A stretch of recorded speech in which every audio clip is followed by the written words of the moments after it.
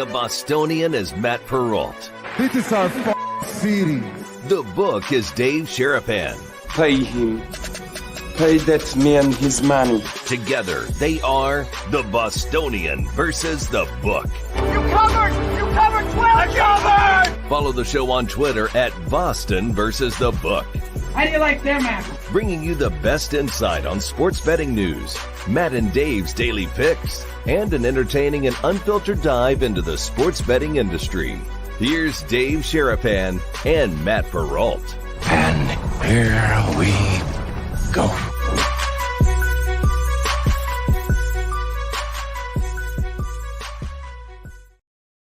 Oh, it's a Thursday, boys and girls. How are you? Welcome into another episode of the Bostonian versus the book. Dave Sherapan, the book. Matt Perrault, the Bostonian. Festive green, the theme for the show today.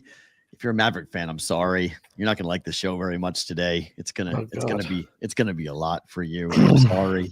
We're live on YouTube at Boston versus the book. Same with X, Twitter, replayed on Sports Grid TV and Sirius XM channel 159. Later in the program, Fitzy's going to stop on by. He was one of the MCs for the Tom Brady induction ceremony last night that happened at Foxoboro at Gillette Stadium. So we'll go through all the festivities and the walk down memory lane. It was the definition of Patriots porn. But how are you today, sir?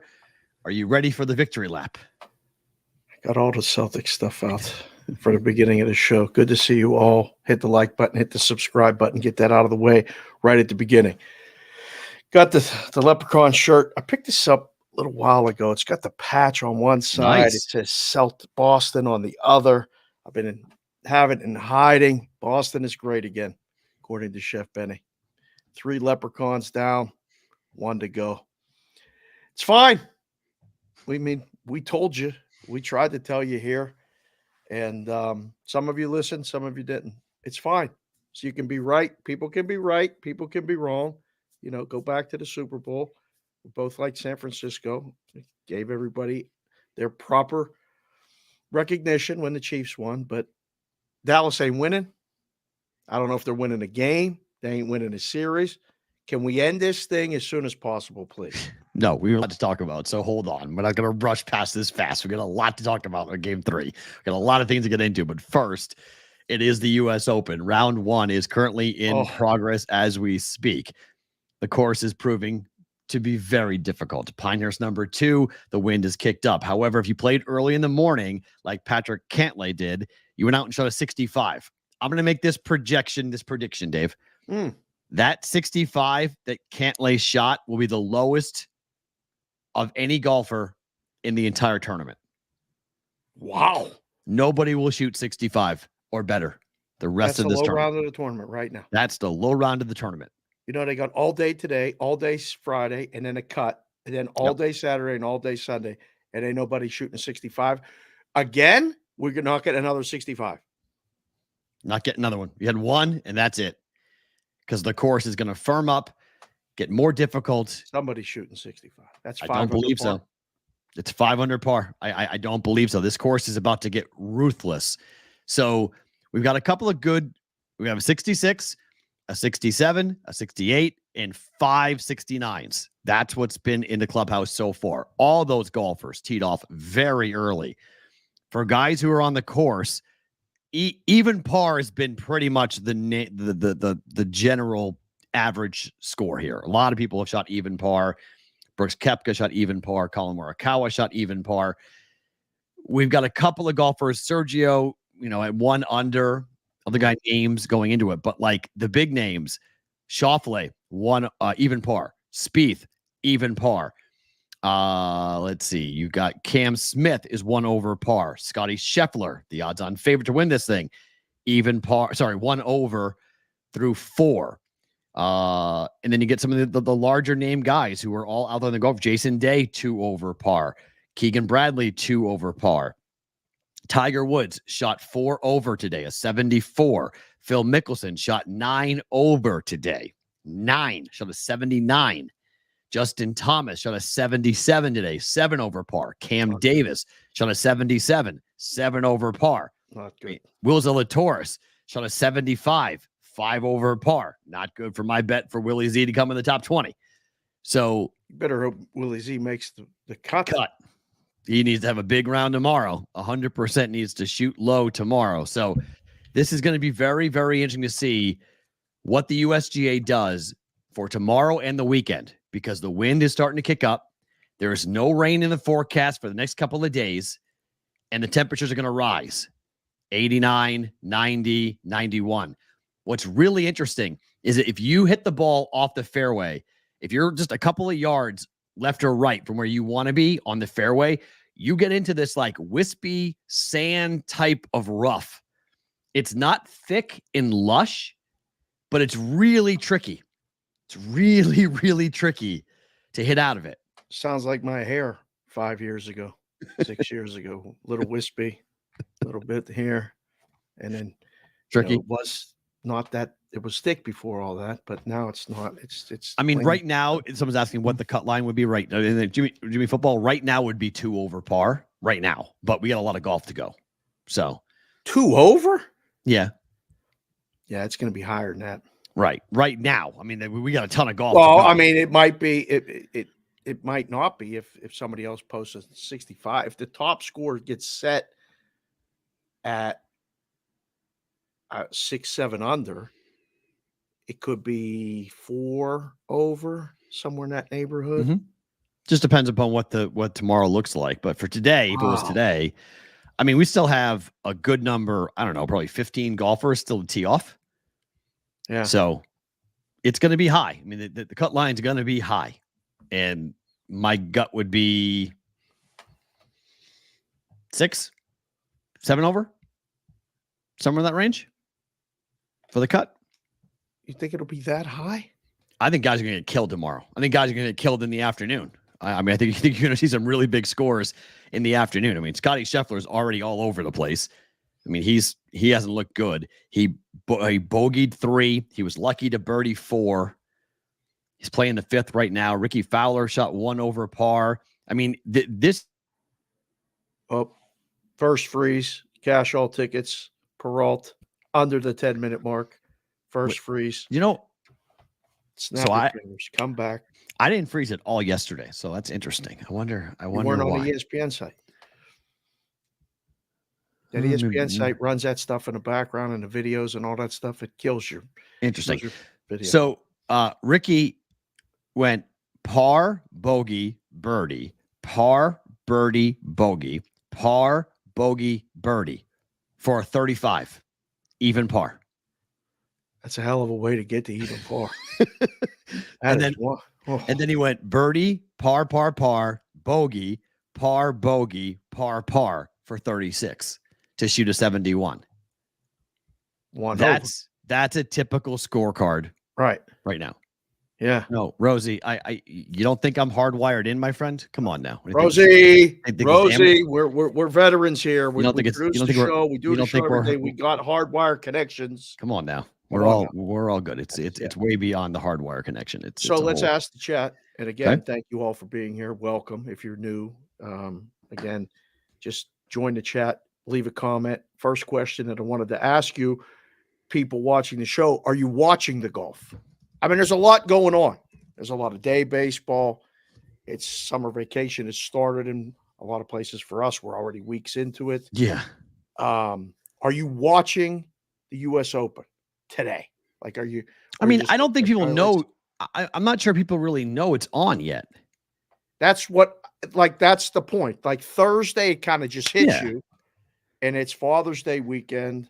I think Saturday and Sunday, it's all that's going on. I mean, Boston's going to wrap up the NBA Finals on Friday, so then basketball's done. It's over. Yeah, it's over. So then what's left? Saturday you got golf. Sunday you've got golf. You got baseball every day, bro. Yeah, but people don't. Baseball is not appointment watch television. Baseball is like you stumble upon baseball. You're like, oh, that's right, it's baseball. You don't like set your day around it. JBC, the 4th Joe Clarechek posted a picture of he's sitting in Detroit right now watching Corbin Day. Posted a picture. Thank you, Josie. Appreciate that. Of tagged us on the Twitter at Boston versus the book. We appreciate you. He's watching it. People watch baseball. They do, but it's not like people aren't like going to completely rearrange their day on Saturday or Sunday. Like Means is pitching, they are. On Father's Day, you're not like, oh, I got to be home to watch the game. Like, I got to watch games. Yeah. You do, but like, I don't think most people do. Most people are just like, it's baseball. It's there every Yankees day. And Royals today, they're not watching. The average person, no one is watching this at the moment. People got Yankees on their tickets today. They did, but like, I don't believe people are. But people will, for the U.S. Open, for a major, they will rearrange their day. They'll move their tea time up. They'll move dinner back. Compelling. Like, it's always compelling. If you're a golf fan, it's always compelling. No matter what the golf is, it's always compelling. It's a major.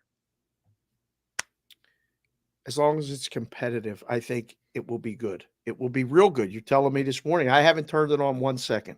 I don't like to watch the first round unless I'm vested interest in it and I have nothing going on the golf. I don't like to watch the first round because it clouds my mind. I see things that I don't need to see because we know the first round leader ain't going to win it. I don't want to see somebody go post a big number and then go, oh yeah, it's gonna be this. Sports dog days incoming. Nick Tom, really? Oh yeah. Got hockey tonight. Is that appointment watching? I've made this case. People argue that June is the worst month of the year for sports. People argue, but I think it is. And then July makes a case. You can make a case for July as well. But you get the All-Star game in July. So people think that's fun because you have a 10-pole event with the All-Star game. I mean, if Conor McGregor pulls out a UFC 303, which is seeming more and more likely by the second. It's saying it out loud. I mean, now I feel like it's really going to happen. It's just the prevailing opinion among the UFC media that this fight's not going to happen. So if that gets taken out, the big event in July, June and July, the big cool thing in June is gone.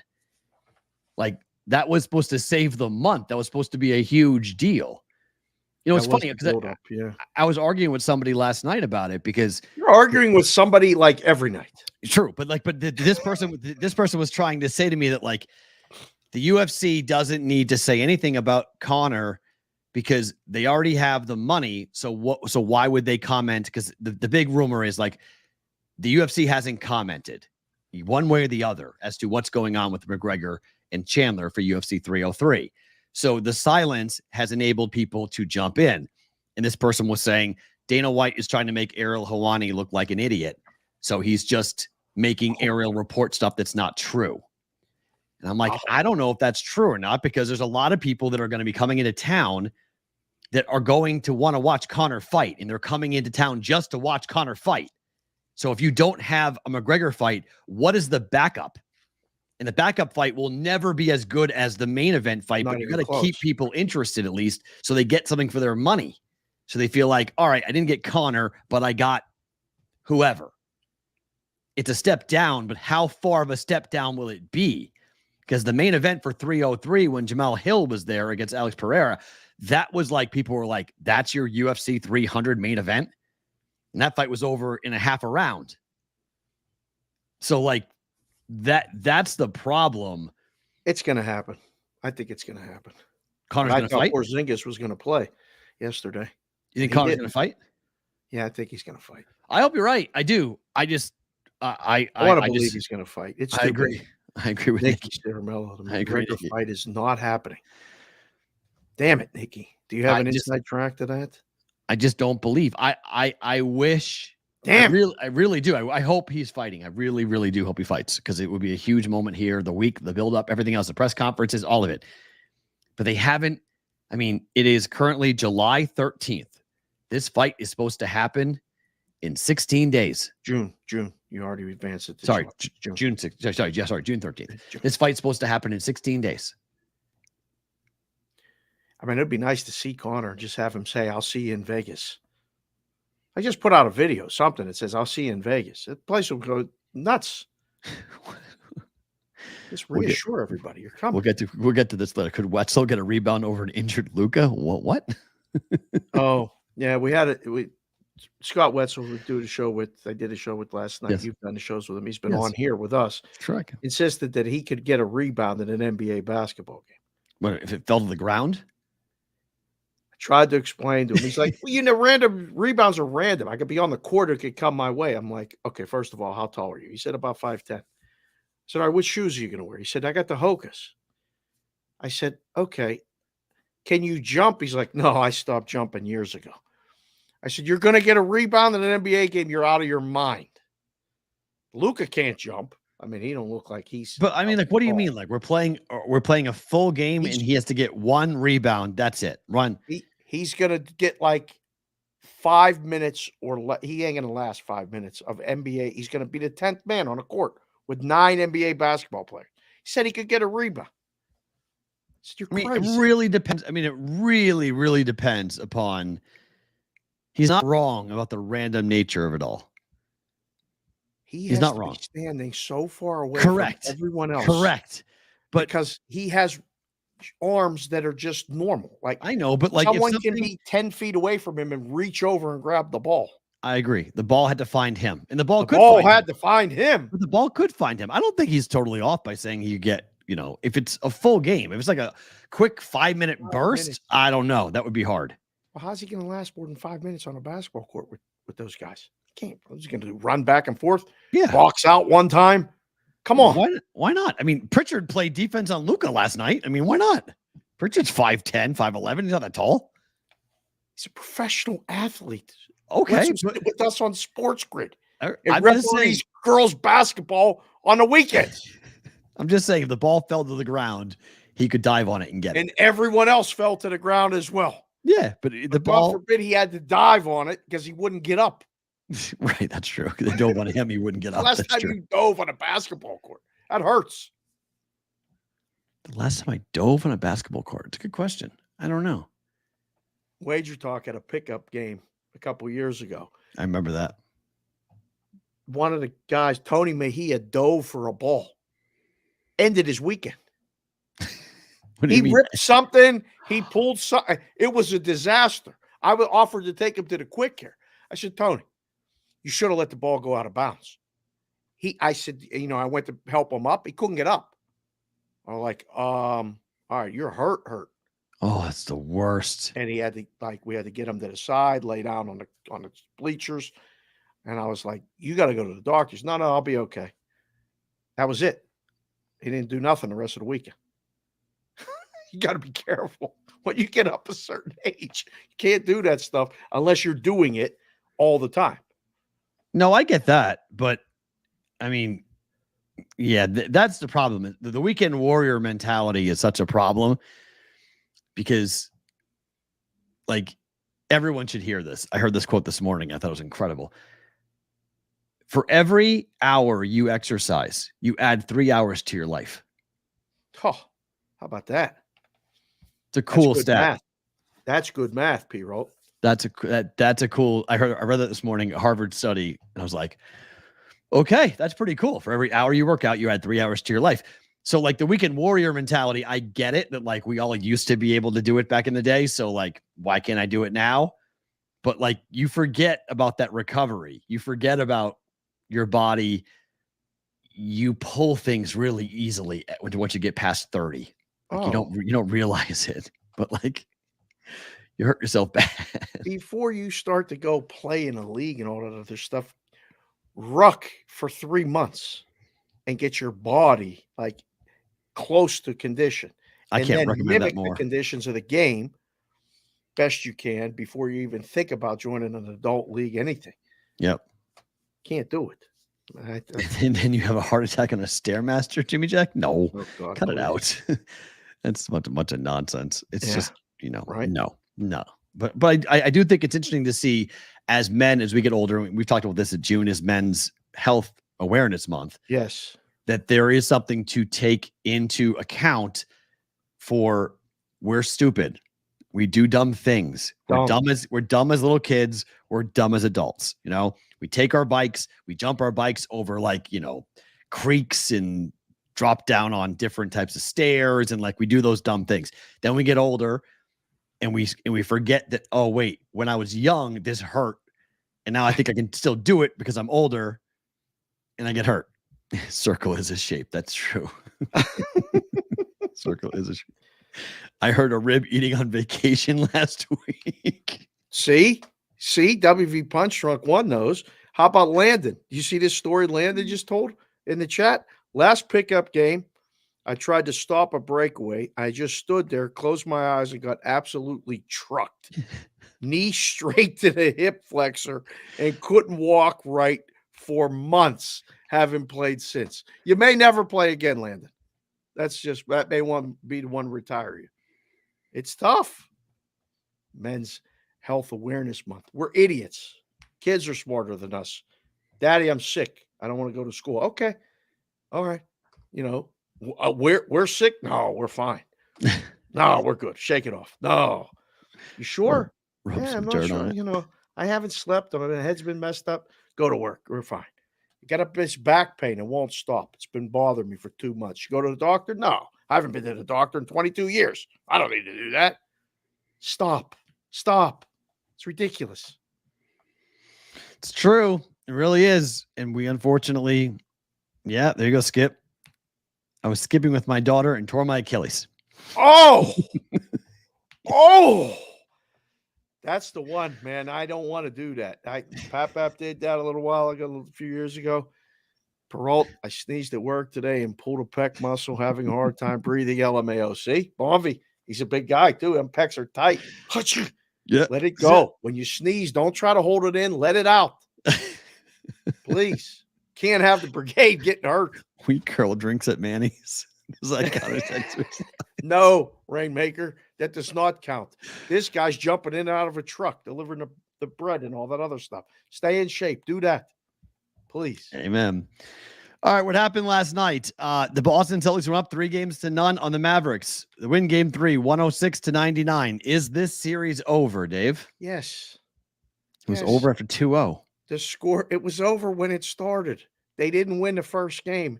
You thought, maybe. They didn't win the second game when they had a real opportunity to. Okay, you have to win game 3. They didn't. Bye-bye.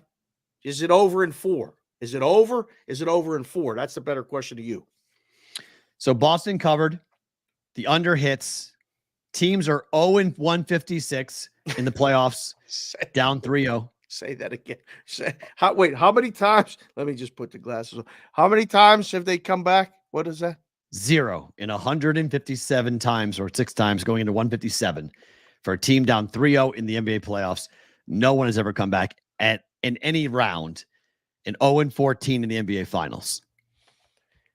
I need your and over shirt because it is and over. And over. Series over. And look, if you want to make the Red Sox analogy, which people have, saying, well, the Red Sox came back. They were the first team ever in baseball to do it. Sure. Red Sox had Pedro Martinez, Kurt Schilling, and Derek Lowe lined up to pitch. Sorry. This is still Luka and Kyrie, and that's it. Yeah. And that's it. Dallas is not adding. Dallas is not changing. Dallas is not going to play differently. Dallas is not getting somebody to come in and play, somebody to come back, and there will be a different team. When that guy's on the court, they're a different team. No. We told you about Kristaps Porzingis yesterday.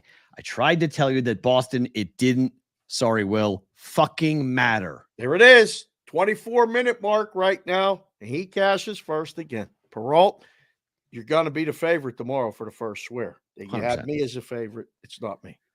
They're 7-0 on the road, and Porzingis hasn't played in one of them. He hasn't played in a single road game in the playoffs, and they're 7-0. I've been talking to you off air about this, and I'll bring this onto the air. I did a rant I was walking last night. I was rucking last night. I did a rant on Instagram about this, that the group think that has gone on during these playoffs for both the Stanley Cup and for the NBA Finals. I can't figure this out. I can't figure out if everybody in the content space, are you all reading the same stories? Are you all being texted the same information? Are you all on the same Discord channel? Because how the fuck are you guys all on the same side and you're all wrong consistently? I don't understand this. It doesn't make any sense to me. Dallas, money line, Dallas first quarter, Dallas first half, Dallas for the game, Dallas minus the points, bet the over. All these things missed. They were all wrong last night. They all didn't come in. And it was way too common in the content space to read the same breakdown and the same bet and the same play. How are we all on the same page? How are we all betting the same thing? I don't get it. It happened in game 2 of the Cup Finals. Everyone was on the Oilers. Oilers. And you and I said, are you watching the game? Like, seriously, ask yourself, you're in the content space. I know you all, we know for a fact you guys are watching. We have evidence that you're watching. So we know you're watching. So you come here and you either want to fade me or hear what Dave says, but we all know that we do the prep for you. All right. You're welcome, by the way. That you are all betting the same thing. How did you all get on the Oilers in game 2? How is that possible? Did you watch game 1? Did you think 3-0 was a fluke? Like, oh, that's not going to happen again. Florida's the best 5-5 team in hockey. Yeah, but don't worry about it. It's not going to happen again. 4-1 final. Oh, game 3. It's all going to be different. We're going now to Edmonton. Everything's going to change. I don't understand. And I said this on Instagram, and I'll say this here. We've spent a lot of time talking about the sports leagues being in bed with the networks and what that means and how does that look, and like the sports networks being in bed with the books. What's that going to do? Like, how is that going to change the way content is produced? And I'm beginning to wonder some really big questions about what exactly are we doing in the content space? Are we trying to help people win? Are we trying to explain bets and give people things to play? Or are we leading them all off cliffs on purpose? Like, what are we doing exactly? Because if everyone, why is this question coming up now? Because it's annoying to me. I guess I've been in it long enough that I'm starting to pay attention more, and I'm starting to absorb more content because it's impossible to get away from it. And so you're watching a ESPN pregame show, and there's people on there, and you're like, okay, that bet's wrong. That bet's wrong. That bet's wrong. That bet's wrong. What is going on? And the explanation doesn't make any sense. Like, there's just things. I'm wrong too. I'm not wrong. I'm right as much as I'm wrong. I'm wrong as much as I'm right. But I've got a different reason why I'm betting things. I can explain to you why I bet something, and it sounds like my logic, not some person who's a producer who has written a script, who's handed me a script to read in a 2-minute soundbite that's going to sound decent and sound good. And then people are going to go, oh, okay, that's decent. The playoffs have the biggest handle. I guess that's why I'm paying attention to it more, because these are higher profile games. There's less of them too. There's less of them, yes. But is the relationship with the books make it more of an echo chamber? I don't know the answer to that. Maybe. I don't know. It's just, I feel like there's such, like, groupthink is the only way I can describe it. There's just like this, like, one common thread that people in the content space, like, there's one person. Who is the originator, to use a sports gambling term? Who is the person who originates that play that then gets picked up for all these different things? I don't understand. It's a very good question. It's weird to me when you start looking at it and you're like, okay, so this person, where did this play originate? Where did this strikeout prop originate? Because it gets picked up by 4, 5, 6, 7, 8. It gets regurgitated and re-put out there. And like, who is the one sharp that we're all hearing about? Who is the one person who gets to make this bet that everybody loves to trail? Because this person is the Wizard of Oz. I mean, this is like literally the Wizard of Oz. Yeah. Can we please pull back the curtain and see this guy have any clothes on? Like, who is this person? I'm going to guess he has pants on. Maybe I'm unlike a mascot. We've had that conversation with someone on here, Adam Hill. That's right. We talked about mascots without pants. This person may or may not be wearing pants. There may be one person. There may be multiple people. There may be, but it goes back to that old adage. Like, this is nothing new. to those of us that have lived and breathed this life for decades and years. We used to sit in a book and go, take the bets. Like, we're fine. Books yesterday just moved the number. Oh, There what was a a day. lot of people that bet the Mavericks. What a day. It wasn't the public that moved that number. There was a lot of sharp people that had Dallas, and they bet it early before they knew. They knew before the public knew that Porzingis wasn't playing, right. because that line went. And then the total 3 times in a row.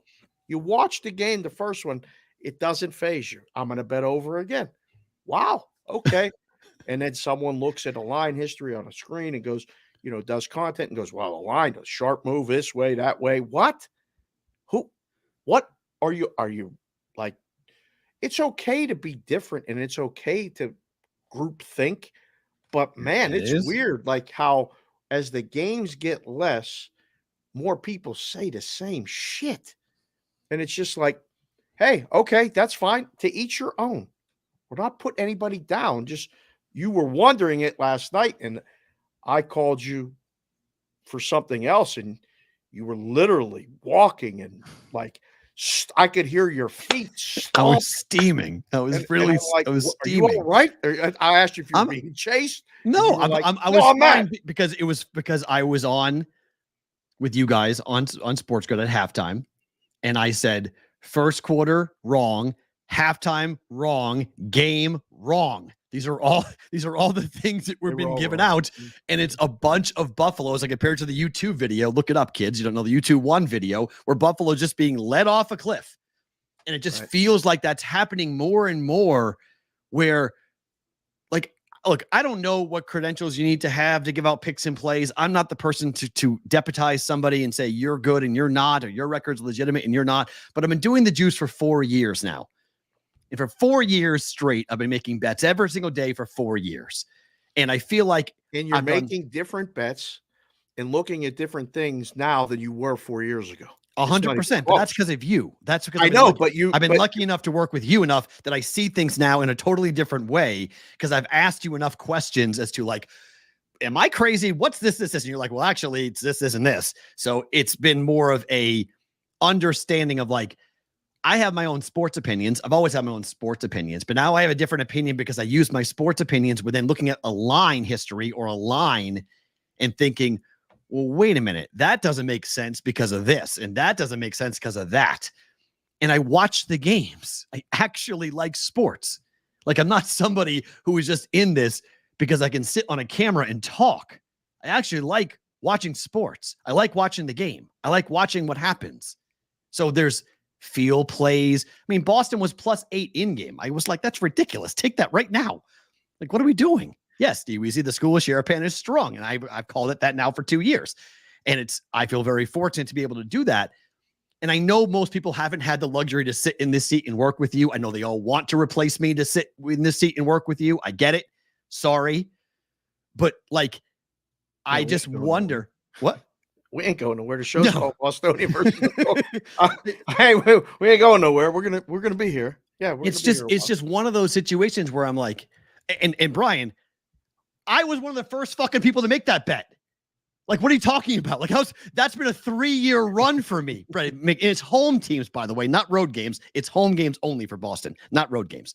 So, and I'm not bloviating. I didn't bet it last night for a reason, because on the road, you don't bet it on the road. Okay, you don't. You did say that. We talked about it, and you said, you know what, that number's a little low, and they're on the road. I'm going to pass. Like, sometimes passing is better than just continuing to play it. But sharp guys like the sharpest guys in the world, and sharp is just limit players. I hate that term, because I don't know who the sharp guy is and who isn't. I like to use the word respected, only because they keep showing up and they have money and they bet their opinion. They were on Dallas. They've been on Dallas 2 games in a row. All right. And they're dead ass wrong. They're over wrong. I had guys that I really respect to this day come in. I've told this a million times. I'll keep telling it. They bet the Cleveland Browns every damn week when they went 0-16. Like, by week 7, I was like, you're consistent. You want 5 dimes on the Browns again? This is the week they're going to win? Good value. Good value. They're not going to win. God, I hope they do. Week 11.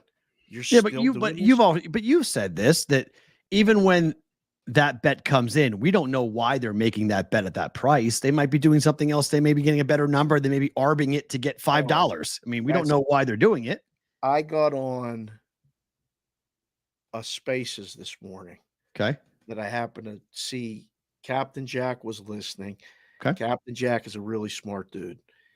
And I was like, why is he listening to this? What is this? And it was guys talking about sport. It was titled The Future of Sports Betting. Okay. And it was about betting exchanges. And it was about how somebody is putting up a ticker and allowing people to see big bets and all this other stuff. You mean like the tape from Sport Trade? Is that what I don't know. There was no names mentioned, but I was like, they were talking about somebody in America doing this. And they were all very smart sounding crypto guys. They're going to open a crypto book only, crypto casino, all this other stuff. Okay. It was really a deep conversation. And the guy was Nigel Eccles, is his name, the founder of FanDuel. I was like, wait a minute, what? I was like, I know that name. Yeah, Okay. the founder of FanDuel. I don't think he's with them Flutter. anymore. And he said, give them the pound of flesh that they want. And I went, wow, this is what they're doing with the content too. They're just throwing it out there. It's up to us personally, me and you, because we really respect everybody. Everybody is somebody. Nobody is nobody. I mean, That's a thing. I've heard that expression and it keeps popping up. Different things. I see it here, whatever. We're trying to help you, but we can't help you all the time. And you have to make your own decisions. This is how you raise kids. This is how you be a best friend or a good friend to somebody. You just tell the truth. And, you know, when you get caught in the echo chamber with one game, and it was a big game yesterday, and you see and look and go, wow, everybody was wrong. I mean, the books had a monster day yesterday. Monster. It's been a hell of a final series for the books. Yep. They've been doing just show up and take the bets. We need the Celtics. I was joking with a couple guys. I'm like, can you imagine you get to the end and you need the Celtics tonight for body parts? Our guy says, I need Boston for body parts. Yes. And I'm laughing. Like you're gonna be good. You're gonna be good. That's a good spot to be in. Yep. It's not a Tuesday in February. It's the finals. So the handle's up, everything's up. We'll take our shot. Bet. Go ahead. Lay 1.5. Lay 2.5. Go ahead. Everyone bet the series bet with me took the Mavs. Shh. Ray Megan, don't be putting that in the chat. Shh. Allegedly. Shh. Don't be putting that in the chat. What are you doing? But that's the point, though. That was the point I made on the walk, on the rant last night that would piss me off. Is that like 9 out of 10? And I don't believe bet percentages. Okay. It's nonsense. It's a bunch of gobbledygook, made up numbers to make you think the person's in the know. Okay. I talked to so-and-so. He told me that 65% of the money's on this side. It's a volatile thing. It goes up and down. It changes by the millisecond. You have no clue. You can't, it's a moving target always. So where that number is, it's going up, down, up, down. You're going to report a millisecond, a split second, a screenshot of something that was 2 hours ago and report that that's where the money is. It's the dumbest thing ever, but it happens. So 89%, let's just say 9 out of every 10 bets, like Rain just said, everyone bet the Mavericks. The public was on the Mavs. Everyone bet the Mavericks. And like, no one was standing up and going like, that's probably a bad idea. Like, do we know what Boston's doing? Like, do we have any idea? If the Mavs win by 10, are we having this conversation? If the Mavs win by 10? Win by 10, are we having this conversation today? Last night? Yeah, if the Mavs would have won that game by 10. No, but I would have the same. After Boston won the series, I would have this conversation because Boston was winning the series. So I would come back and point out all the stats and all the information as to why people fell in love with the Mavericks for the wrong reasons. It made no sense. The Maverick love made no sense to me. It was constant disrespect. It was constant poking holes. It was constantly trying to say that Jaylen Brown's not this and Jason Tatum's not that Joe Mazzulla's this, Joe Mazzulla's that this team doesn't have a bench. Stephen A. Smith stood up there before game one and said the Dallas Mavericks are the deeper team. They believe they're the deeper team, and I agree with them. Dallas is the deeper team. Dallas wins the series. Well, I mean, I would expect Dallas to say they're the deeper team because that's their team, but someone in Stephen A's position can have an opinion. It can He be can be dead wrong. I mean, it's not even like it's an insane conversation. It's an insane conversation. Think about the Super Bowl. I mean, we were here. The Super Bowl was here in Vegas. We were in that crucible at Media Row. The 49ers were such a different entity than the Dallas Mavericks. But I'm just saying, they were saying all the same things. Patrick Mahomes, how could he be a dog? Patrick Mahomes, this, Patrick Mahomes, but they were and everybody was champs. right.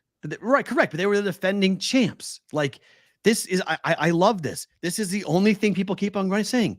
Easiest route to an NBA championship. Mark, sorry, Will. No one wearing a Celtics hat gives a fuck about the actual route to get to a title.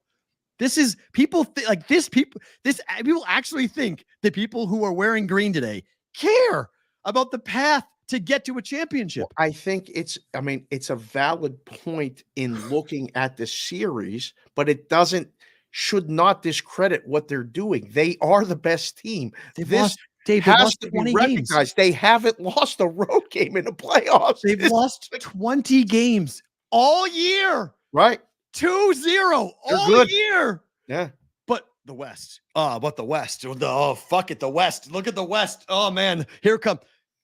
I mean, Nick Wright, who I like, said by the time Boston figures out they're playing playoff basketball against a real team in the playoffs, they're going to be down 3-1. It's a real comment. For this series? For this series. It's a real comment. And I like Nick. I hate KC. He hates New England. It's good. We go back and forth. That's why him and I used to do good. I hate the Chiefs. He hates the Patriots. It's all good. We have a nice win-win between the two of us. We go back and forth. You guys might have to realize that the dynasty is beginning. You might have to realize Can we just win one right now. If they win it and close this out, that this could be the start of something that Boston really looks to build upon. Jeez. It's possible. I'm not declaring it. I'm not saying here it comes. I'm just saying that people might look back on this and go, well, we were pretty stupid to question these two guys. Because with the Chiefs. Because you might end up having like 3 Hall of Famers. Yeah, I mean, you may end up, Al Horford, if he wins a ring, Al Horford's a Hall of Famer. That's all it's missing at Al Horford's resume is a ring. You give him a ring, here we go. And look I will give you this. If the Nuggets were in the finals, I would have said Nuggets were going to beat the Celtics. That was their kryptonite. If they had played Denver, I think Denver would have wound up with beating the Celtics. But Denver would have had a better series. There's no debating. There's absolutely would have had a, and I think sometimes that's what people like to root against the favorite. I mean, Tiger was, when he was rolling, people loved him or hated him. There was no in between. You rooted against him or you were rooting for him. Same things with all these good teams. Alabama football. You either love them or you can't stand them and you root against them, and anyone that they play becomes your favorite team. Right. Celtics have that kind of thing. And, the massholes that back them, that they root against you. They root against the guy in, Southie, Sully, this, that, Fitzy. I don't want to hear that crap anymore. So, but they're going to have to, because it's not going anywhere. The salary cap is going up in the NBA. For everybody who's worried about the Celtics being able to afford a team, look at the new contract that the NBA is going to sign. They're going to get billions. The cap's going up. The $400 million $400 million contract, the max deal. Yeah. That's going to be a reality for multiple teams. Dear Lord. Remember, LeBron James, his career earnings on a court is $400 million. Okay. Guys are going to be there's going to be all sorts of mega contracts handed out in the next iteration after this season, after the 24-25 season's over, and we go into the new bargaining agreement, the new TV deal. We're going to see huge contracts Boston's going to be able to afford Jaylen Brown and Jason Tatum. They're going to be able to keep Derek White. They're going to be able to keep Porzingis. Al Horford can play for as long as Al wants. They have two superstars who are max players who are under the age of 28. They have a head coach who's under the age of 40. They're just getting started. Yeah. You give them a championship, and who knows what happens. Now they really are the hunted. A year ago, you wanted to fire Missoula. Correct. But now you bring that up, but I always said if he got swept, I know, didn't get swept. I mean, he didn't get swept. Adamant. It was 1-0, 2-0. This guy can't coach. He never takes timeouts. Correct. His rotations thing. Blah blah blah blah blah. And now he's unbelievable. He's firing his guys up. They're all playing for him. I mean, this is real stuff. Like they are. I mean, if you hate the Celtics, you better learn to like green because they are not. I mean, seriously, they ain't going nowhere. So we found out last night in the post-game press conference that he has this very big saying that basically the closer you are to victory, the more likely you are to lose. And he shows the team UFC fights in which a fighter is getting close to being choked out. And that fighter then reverses because the fighter who's being choked out fights for their life. And they get freaked out and they'll reverse them. And all of a sudden, the fighter who was being choked out is winning the fight because you didn't close the deal. You start to relax. The closer you get to victory, you relax, which is so ironic because that's Boston's MO, that they relax in the fourth quarter. So I don't know when he started showing him this stuff, but he clearly is using some different tactics to get to his younger team to say. Last night when that was happening, did you think when it was 3 points, Dallas got that back down to 3? They were down 21, and I went 21-2 run. Oh no, I said on Twitter. Boy. I said if you want to end the idea that you guys can't close out games, you better not blow a 21-point lead in Game 3 of the NBA Finals. We would have been having a way different conversation today. Way different conversation around all of it. Way different conversation, and yet that's why Jaylen Brown's the MVP. Because the Jaylen Brown jump shot that he hit to put them back up 4 when that was getting a little dicey, and it was a pull-up jumper and bam, and that's what stopped the tide. Jaylen Brown's the MVP. And Tatum would agree with you. Tatum's been great. Yeah. But Jaylen Brown is the MVP, and he has been awesome. Dog. I love, and I hope that he does take the alpha role, okay? I think Jason Tatum is completely comfortable being the B side. Why can't they do it different? They can. I would agree. I think they can exist like that. And they love each other. And what I love is the people trying to poke holes in the two of them. And don't sleep on the fact that multiple times last night, Jaylen Brown called Jason Tatum my brother. Yeah. Doing this with my brother. Yeah. Doing this. I mean, it's remarkable. When you go back and look at the history of how this team got built, Danny Ainge deserves so much credit because it started with him completely fleecing the Sixers and convincing them to take Markelle Fultz at number 1, taking Tatum at 3, making them think they were going to take Fultz at 1, and then taking Tatum at 3, drafting Jaylen Brown the next year in the 3rd spot when everybody was like, that's a stupid pick. This guy can't shoot. Watching him, remember that when they can't dribble, can't shoot. He's an athlete.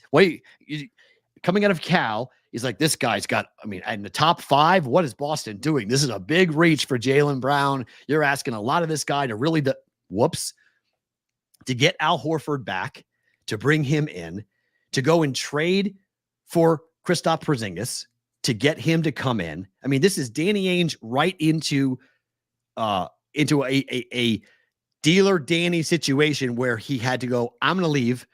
Brad Stevens says, I want the GM spot. Brad takes over, takes the reins from Danny, adds huge players, gets Drew Holiday the day before they open training camp. He gets Drew Holiday after Marcus Smart leaves. Ridiculous. You look at the building. Give Danny Ainge a ring. They better give Danny Ainge a ring because for what he built, there was so much losing and animosity and questions about whether these two kids could actually grow up together. Kyrie coming, Kyrie leaving, the whole Sage incident. Ime, the Udoka situation. Yes, Udoka, take him to the NBA Finals and then find out that he's been chasing tail and he gets fired because he was doing something he shouldn't have been doing. So he gets kicked out.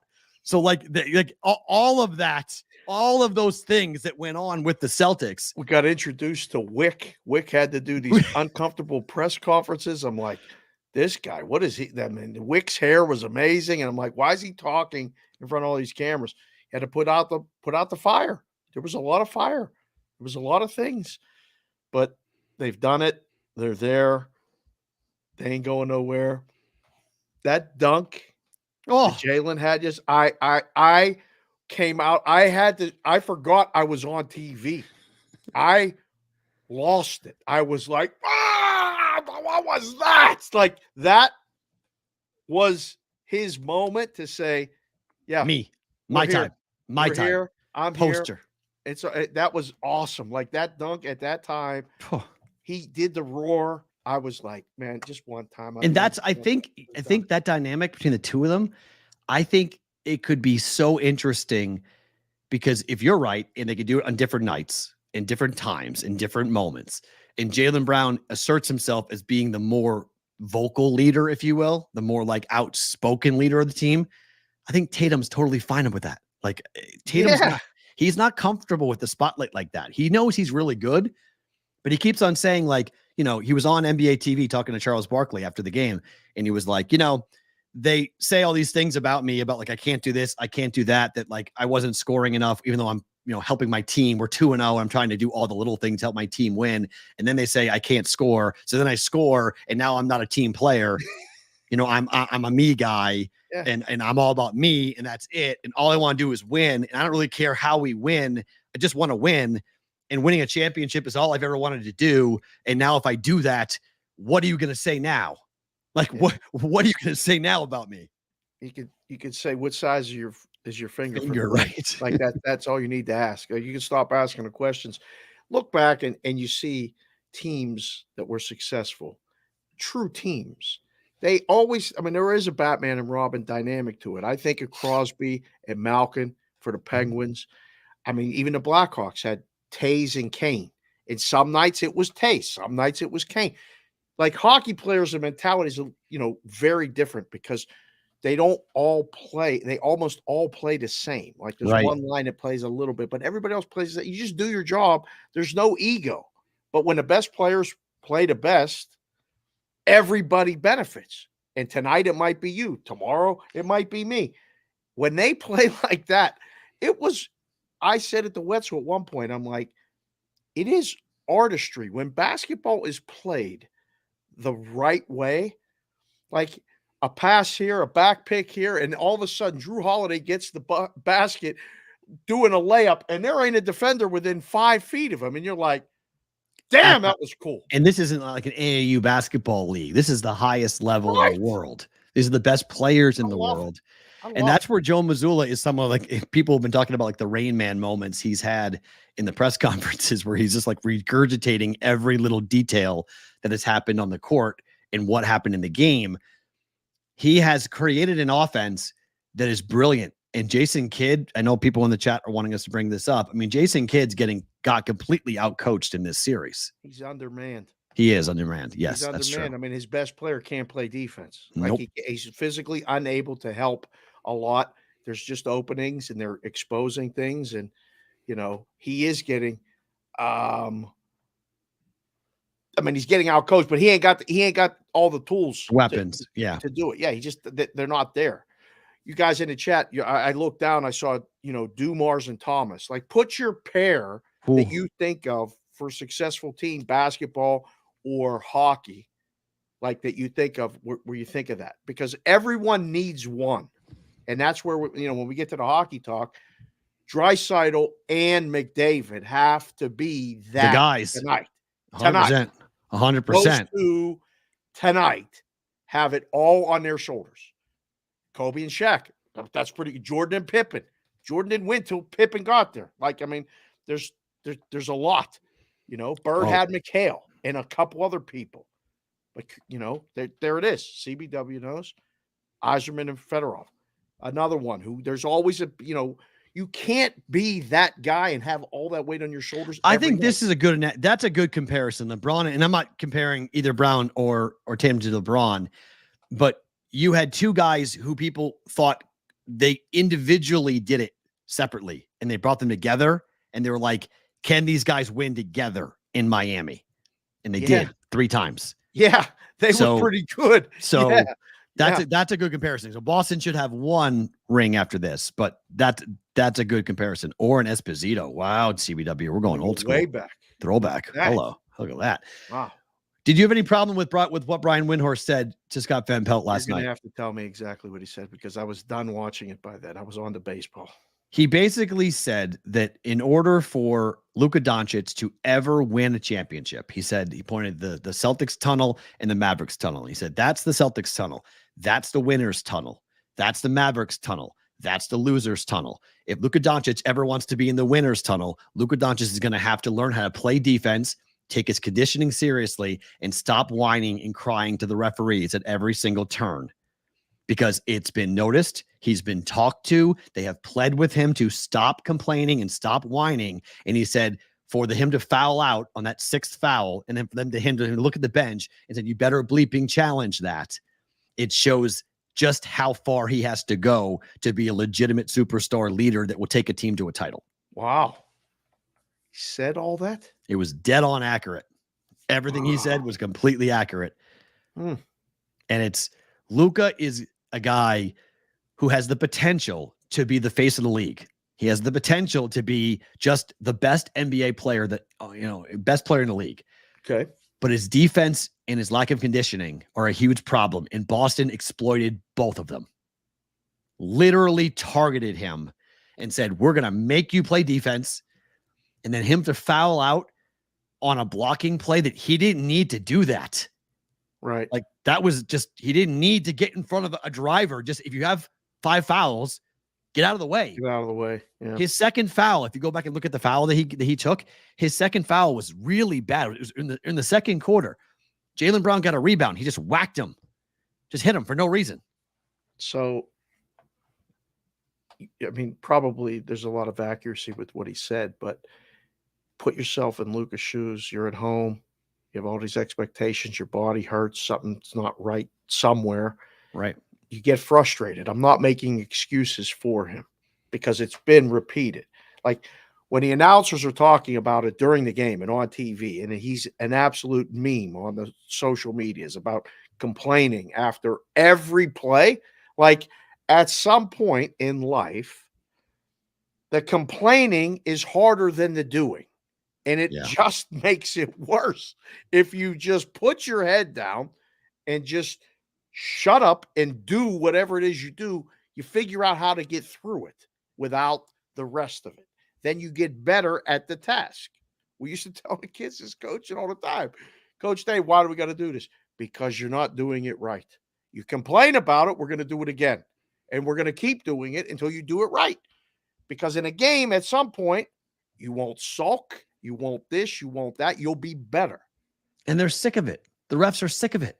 Well, that doesn't help either. I mean, you're in the NBA Finals. These are the guys picked by the NBA because they had the best season refereeing games. They're the elite of the elite, right? These guys have egos. These guys don't want to have a star player when you legitimately foul somebody. And I thought every one of the 6 fouls that Luka was called for were legit. In fact, there was a website that put out the number of fouls that he actually committed. It was 14. He actually committed 14 fouls last night. He only got called for 6. I mean, 6 fouls out in a player still, right? Like it's right. But he could have been called for 14.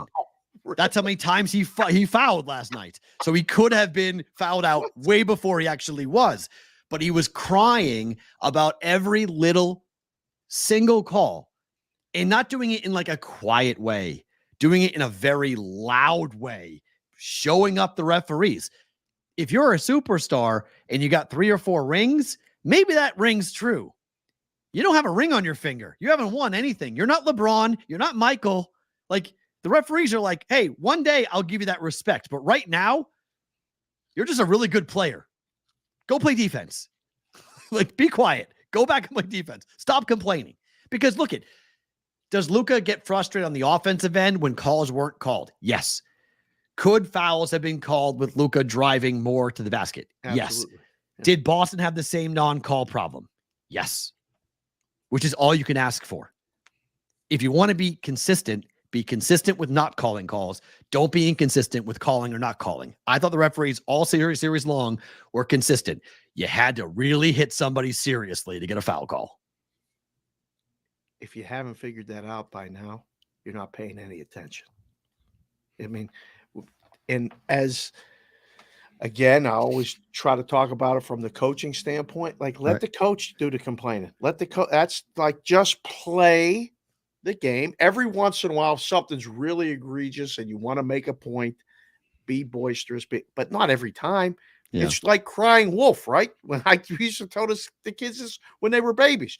If you keep doing this, I'm going to ignore you every time you do it, because now I don't know if you really mean it or not. So if you're complaining that you got fouled every time you touch the ball, guess what? I ain't calling a foul. Right. I don't know if it's a foul or not, because you complain every time. If I call it and it's not, I look bad, I'm not doing it.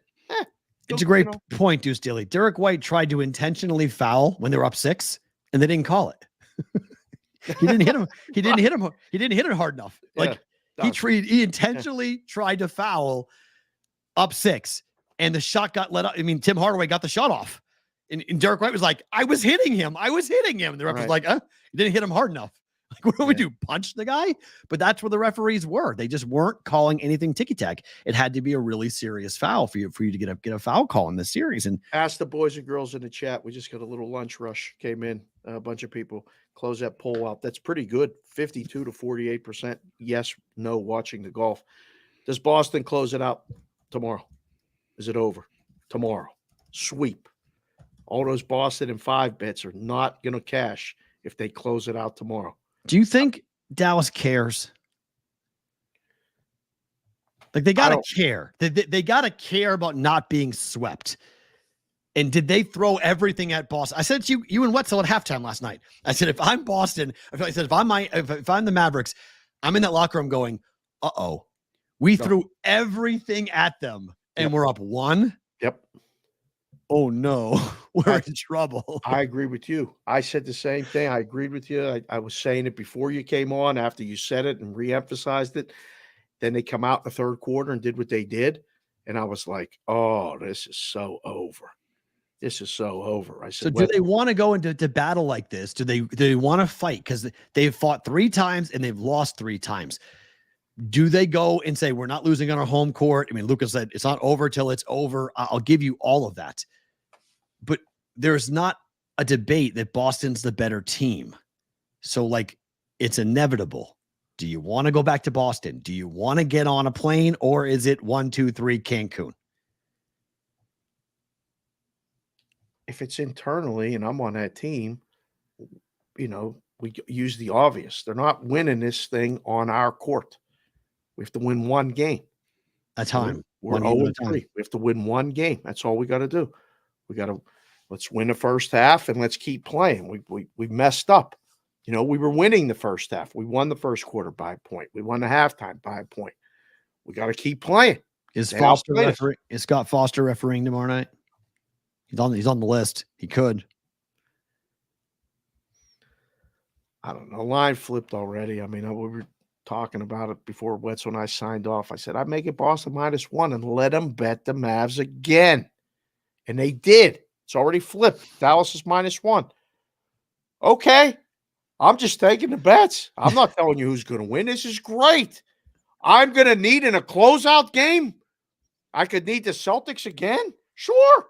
What's the worst that can happen? You get this one. You ain't getting it in 5 in Boston. We gotta talk about it all weekend. We get another trip back to Boston and do it again on Monday. The books don't want to sweep. That was a plus 500 bet. A lot of folks took it. It's a lot. A lot of folks have that ticket. That sweep ticket is very much alive. No, a lot of people. I bet Mavs plus 1.5. That bet's dead. And I will admit, I really thought that we would see more from Kyrie Irving than we have in this series. He was good last night. I'll give it to you, but not enough. Not enough. They need a third guy to do something, whether it's just dominate on defense. Like, they need something else. They are, 85% Luka, whatever he is, because he's not 100, and Kyrie could work for a game. They're not winning the series. It's done.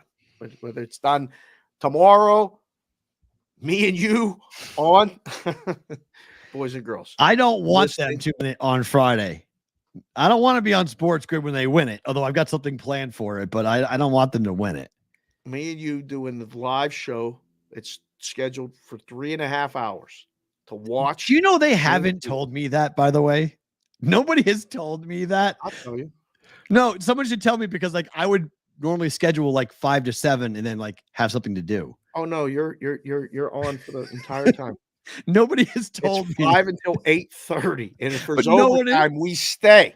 Nobody has told me anything about that. Just FYI, I've not been told. We'll be on and we'll do that. So that it might be hilarious for the first time ever. We will do in-game live primetime, you and I, and it goes right. If we had overtime, it would go right to BVB. Although there might be something else, a fight or something in between. Okay. Could be really a marathon of 6 hours straight of me and you, which is scary. But I think it'd be a hell of an entertaining show if Boston is blowing them out. Oh my gosh. I'm secretly rooting for Boston to be up 8 at halftime, be up 15 after 3. Yes, during game 4 tomorrow night. Yes. TP. Yes. Yes. Dave and I tomorrow. Yeah. So set your clock, set your watches, 5 o'clock Pacific, 8 o'clock Eastern. Like if Boston won game on Friday tomorrow, if they win it, I was seriously debating going to the parade. I was going to go home for it.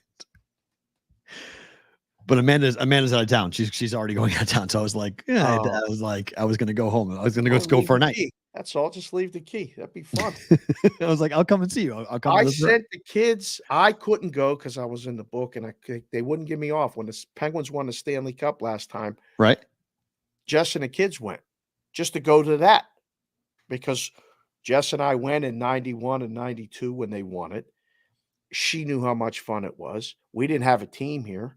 So she sent them back just to do the parade and then, see her cousins and everything else and hang out for a few days and did the touristy stuff. But I wouldn't blame you. It's a fun thing. I mean, but you made the case like it ain't going to be the first. I mean, it ain't going to be the last one. I got a feeling like this is going to be a damn regular thing. I'm glad I got all the Celtics stuff. We're going to be here a while. They're young. That's if I'm a veteran and I haven't won, I'm going to go play with them 12 minutes and play with those two. If I'm a sharpshooter, I look at like these guys have made Derek White. Derek White is a household name all of a sudden. I mean, right? I mean, Derek White's now a household name. It's like, what the hell? Who's going to fill Al's minutes? Al's probably done. I would maybe. I mean, he could be. Nobody would question him if Al Horford wins a ring. If Al Horford wants to just party the rest of his life, like no one would question a damn thing. He's made a ton of money. He's well off. He's spent well. He's managed his money very well by all accounts. He's going to be set for the rest of his life and his kid's life, and he just needs a damn ring. He just needs one. I know. Ring. I'd want to be on that team. I mean, if I'm cranking away down in New Orleans, or I'm just grinding at the Bulls, and I'm just trying. I ain't going to beat him. Hey, I'll take a little bit less. I'll show up at practice. I'll be a good teammate, and I'll get the ball in the corner wide open, knock a couple down. Let's get to the Eastern Conference Finals and roll, baby. Let's go. If I'm a sharpshooter, 100%. If I'm if I'm a 6'11" shooter, if I'm somebody, I mean, I think Boston, if Al leaves, I think Boston would look to address the thing that they'll never be able to replace is his leadership and what he has meant as a mentor to both Jalen and Jason. So, I mean, that was the thing when he went to Philadelphia. I was like, son of a. Right. I thought Boston wasn't going to beat Embiid without Horford because Horford owns Embiid. And then he came back, and I was like, man, this is huge just to have him around. And then these last 3 years with Horford have been tremendous. Pretty good. I mean, his sister kept quiet. I mean, he kind of tamped her down a little bit too. Yeah. She was really, really, really vocal the first time around, and people really didn't like that. She would air some dirty laundry. So, and you're right, LL, it's time to update the hat. You're right. We're going to change this number. I mean, just come on Friday and have like a paper thing on it. Just have it be 18. Just change it just so it says 1-8 to make it accurate for us. On Monday we'll have it be 1-8 and have another ring, and then we can go ahead and add this. Man, another thing. Look at that. All the years right there. It's a pretty sweet ass hat, I gotta say. It's one of your best in the collection. All the championship ones that they've got. That's a lot. That is ridiculous. It's a lot. That's a lot. It's a lot. So we can go with that. But yeah, that's a lot for that. So in case you really hate Boston, I'm sorry, you're really gonna hate this next half an hour. You're really not gonna let.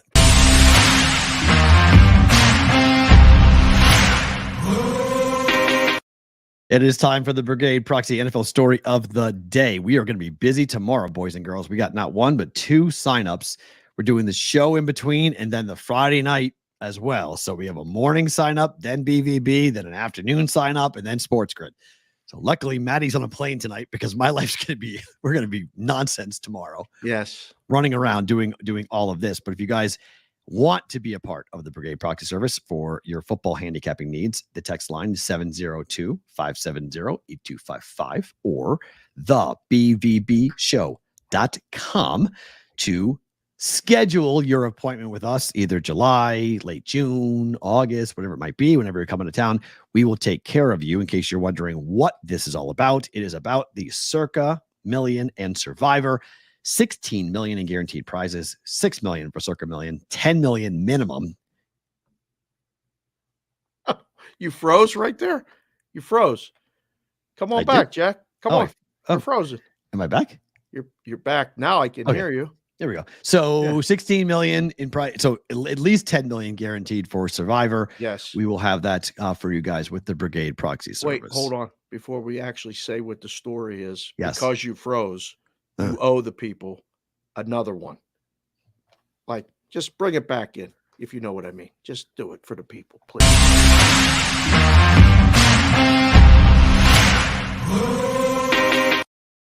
So make it happen again.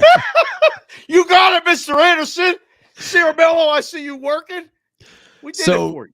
Fitzy from WEEI is going to jump in here in about 10 minutes. Fitzy was one of the on the red carpet hosts of the event last night for the Tom Brady induction ceremony last night in Gillette, where Tom Brady was for a long time was talked about, was praised on. 6 championships in his tenure. The red jacket is what is given to Patriot Hall of Fame members. He became the 35th member of the Patriots Hall of Fame yesterday.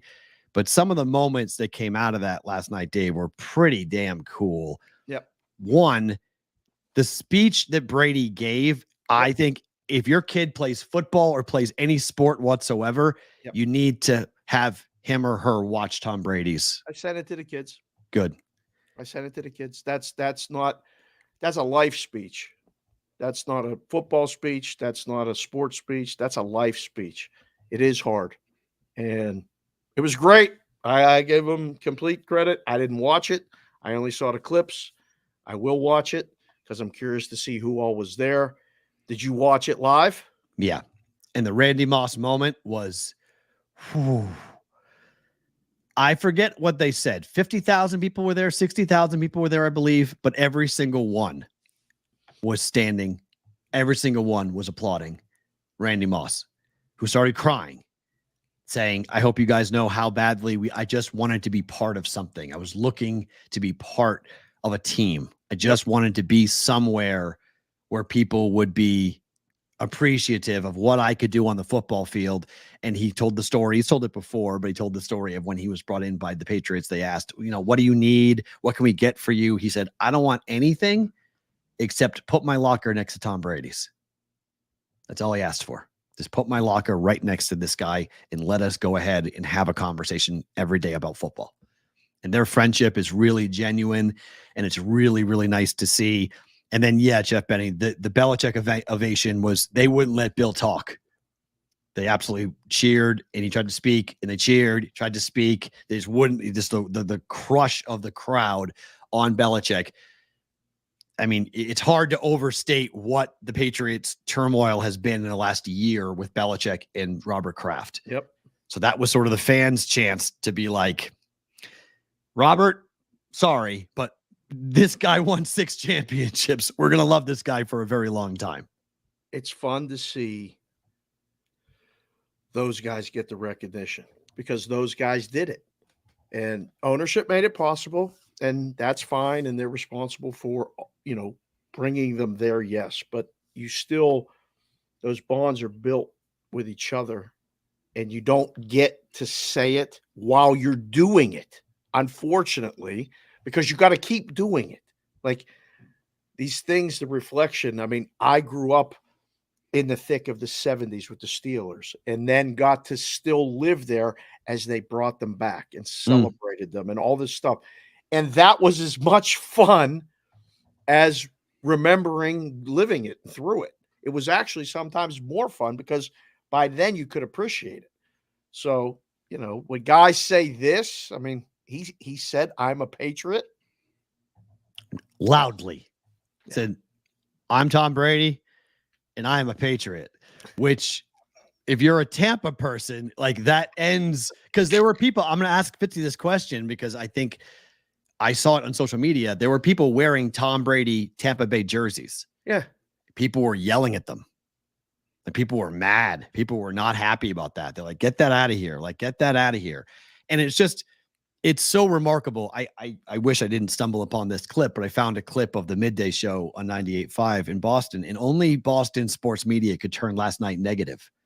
Like the only New England media. I can't wait to hear this. Only New England media could take a moment of celebration, joy, reflection, and call it Fantasyland. What? That was Fantasyland. That you want to pretend that there weren't animosity, that Bill and Brady didn't hate each other at the end. You want to pretend that Robert Kraft and Bill Belichick didn't speak for months at a time. You want to pretend that the Patriots, everybody was a big kumbaya thing. That's fine. You can live in that fantasy world. And if that's what you like, that's for you. I was like, I think we have found the most miserable people on the planet. That's one of the truest damn things you ever said. I think amazing. I think they are the most miserable people that I've ever. New York is close, but I think Boston sports media may be worse. Woo! Because the idea that you would take a celebration, a walk down memory lane, like, do you have family? Because like we all have family. Do I love every member of my family? I love them, but I don't love them. Do I have history with them? Sure. Do I break bread with them? Of course. Do I want to remember the good times versus the bad times? Do I want to remember what it's like growing up and like the things we did versus like, remember that time Uncle Tim got drunk and got arrested? That sucked. Like we all have bad things in our history. Of course. We don't want to remember the bad times. You want to talk about the good times. You want to remember the championships and honor the moments that happened. If that's Fantasyland, sorry, that's where I want to live. I like Fantasyland. Yes. That's where I want to live. I want to live in that world because that's a world of happiness versus a world for a day. Can't we live there today? I mean, we're celebrating him going in the Patriot Hall of Fame. Like, why? How can this be negative today? Tomorrow, yeah, right. Do whatever you want. Like, not today.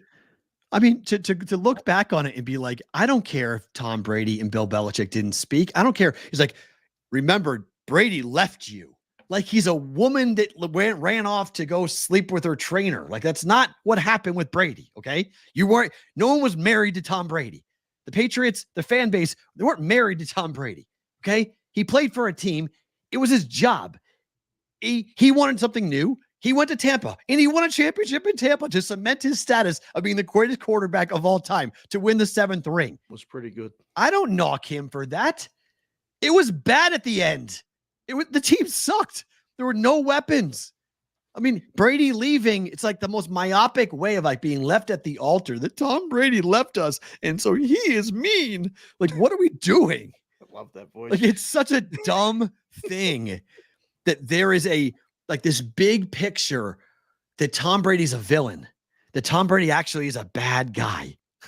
like what? It's Like what got are to we? be a very small percentage of people that feel that way. It's the I mean, it Boston might be media. just the media. I think it's to just get the somebody media. to talk The media. about It's like, it. oh, you have Patriot colored glasses on, and Tom Brady can do no wrong, and we're the truth tellers. Like the badge of honor that the Boston media loves to percolate to the country is that we're the ones that tell the truth, not like everybody else. We know more than everybody else. It's like, come on, man. If the actual participants in all of this can get past it and have Right. a night of celebration, Right. I am certainly not going to be like, well, I remember when. Right. Look at those two. The roast was fantastic. They were all there. Even Kraft had that awkward moment where he Yep. took the mic at the roast, and it was kind of weird. Yep. He said what he said, and I thought, okay, like, let's all be men. Right. Just get past this. Like, don't you have those moments in your life where, like, you go back to a reunion and you go back to remember, maybe it ended like shit between you and your friends, but you had like a 3 or 4 really good year run in up to like maybe senior year got nasty, but like your freshman, sophomore, junior year, you guys were inseparable. Like, when you go back to that, what do you choose to remember? Senior year or the 3 good years you had together? I think most people want to go back and think about the good times and go like, let water go under the bridge. You're happy. I'm happy. Let's move on. I have a different perspective from having the stroke and almost dying and everything else. Like, Right. I don't need to. I know and acknowledge that the bad time happened, but let's just move on from there. Let's be happy we're here. Let's be happy we're alive. Remember the good times. Laugh. I'll still give you shit if you gave me shit, and we can get past it. But like, it's all past being personal. Like, I don't want to talk about any of that. And nor do the Patriots. I mean, I can't wait to see what Fitzy says because he was there doing it. Like, the mood in the place had to be electric. it was I mean, I can't wait for him to he'll be on here in a second because this was a dream for a lot of people. And like Fitzy's like the Uber fan, right? So he's the super fan and he's been working for the Patriots for a long period of time, but he wore a really nice suit. He got to be on stage in front of everybody, got to entertain the crowd, and it was all really fun to watch. And like, I think it's worth watching him just a football fan. If you hate the Patriots, just go and watch the Peyton Manning and Tom Brady conversation because Peyton Manning told the funniest story about him and Tom Brady.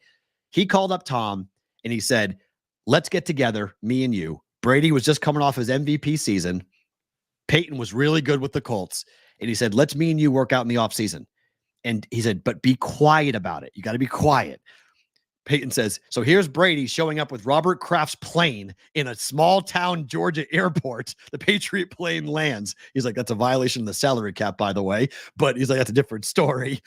Him and Brady grabbed a bunch of local high school kids. They took away all their phones and said, we will kill you if we ever hear you say a damn word about this. Wow. But Manning and Brady threw together in the peak of their career when everyone said they hated each other.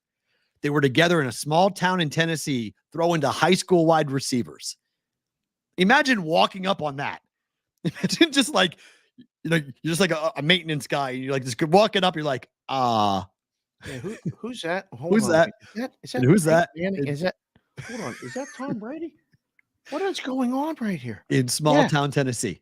Their friendship, their relationship is so genuine and so cool. And Brady and Bledsoe's relationship is so cool. The line everyone's laughing about this morning is that Bledsoe said, sorry, Tom, you were the worst backup quarterback in the history of the league. saying you forgot the memo that you're supposed to give the job back. Right. You're a backup quarterback. Right. You're supposed to give me my job back. Yep. And like that tongue-in-cheek like laughter about, I mean, he hated Tom. He said it like 4 times. I hated him. I absolutely hated Brady. He drove me crazy. This little kid, little yapper, yap in my ear, wanting all these different things and like talking to me constantly and wanting to know why I did this, why I did that. I love that he said I'm a Patriot because a part of me was like, is he going to go to Tampa and do the same thing? Like, is Tampa going to retire Brady's jersey? For playing for 2 years there? He won a championship. One of them, but like, come on.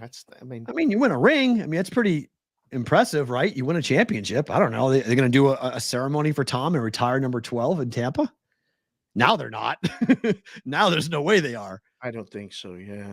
But I thought going into it, I was like, man, are we gonna? Yeah, exactly. It's like it was like walking up to your local park and seeing MJ playing with Magic, Right. playing pickup. It's like, wait, what are they doing?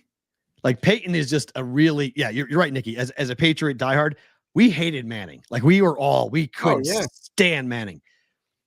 But in the last like 4 years, Peyton Manning has become a really likable guy. He's become really funny. He's been like just his relationship to people with the Patriots, with Belichick too, and like just the things he would say, the stories he would tell about just being a football guy. And Brady said it last night. He was like, I look at the current crop of NFL quarterbacks and I go, where's the next Peyton Manning? And I don't see any of them. No one works the way he worked. No one studied the way he studies. Nobody was able to do what he's done. He's like, every quarterback in the NFL can make throws. Every quarterback is talented. Every quarterback is big and strong. That's not what makes a quarterback in the NFL. It's what's between your ears. How smart are you? Yeah. Can you diagnose? Can you absorb the information and process it and make a decision and turn? So they don't come along that often, like guys like that. I mean, they just don't. No. I'm just thinking, like, from Pittsburgh standpoint, I got out of there and I was in Curacao while all this was going on. Mhm. And then I moved back. I was there briefly. I moved to Arizona. So I've been away for all the Patriot hate and the run up.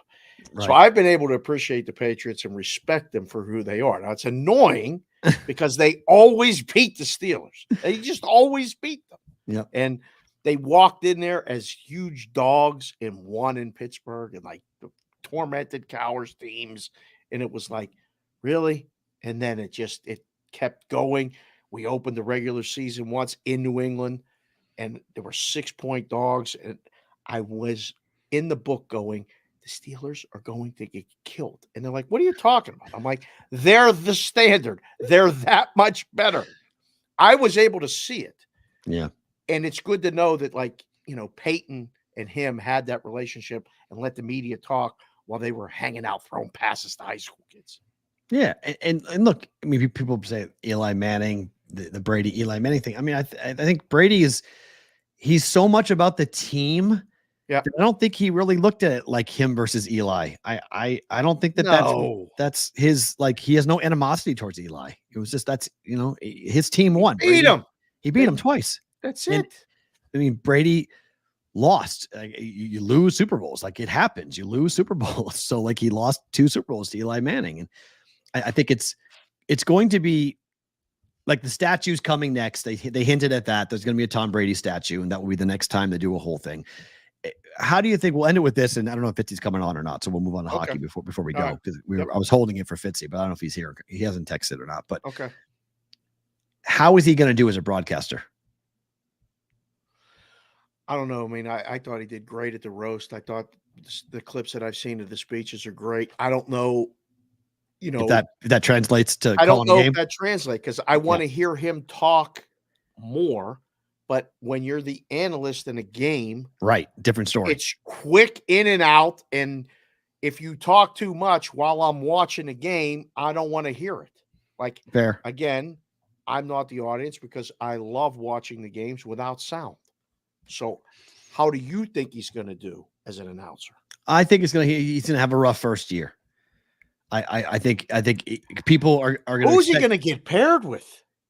Well, it's with Fox. So he's with Kevin. What's his name? He's with the #1 broadcaster. He's replacing Kevin Burkhardt. Yes, thank you. Yes, that's who's with Kevin Burkhardt. Yeah, Kevin's great. Yeah, so he's got a #1 guy. Be able to defer to Tom Brady. That's easy. Like, I would think a pro would be like, "Go ahead, Tom." Up 2nd and 7, and here's the I'd be handoff. curious if Brady can work that in. Like, how can you explain the game in a way like Romo did early? Like, people are going to expect the Romo type of situation. I don't know if I want that.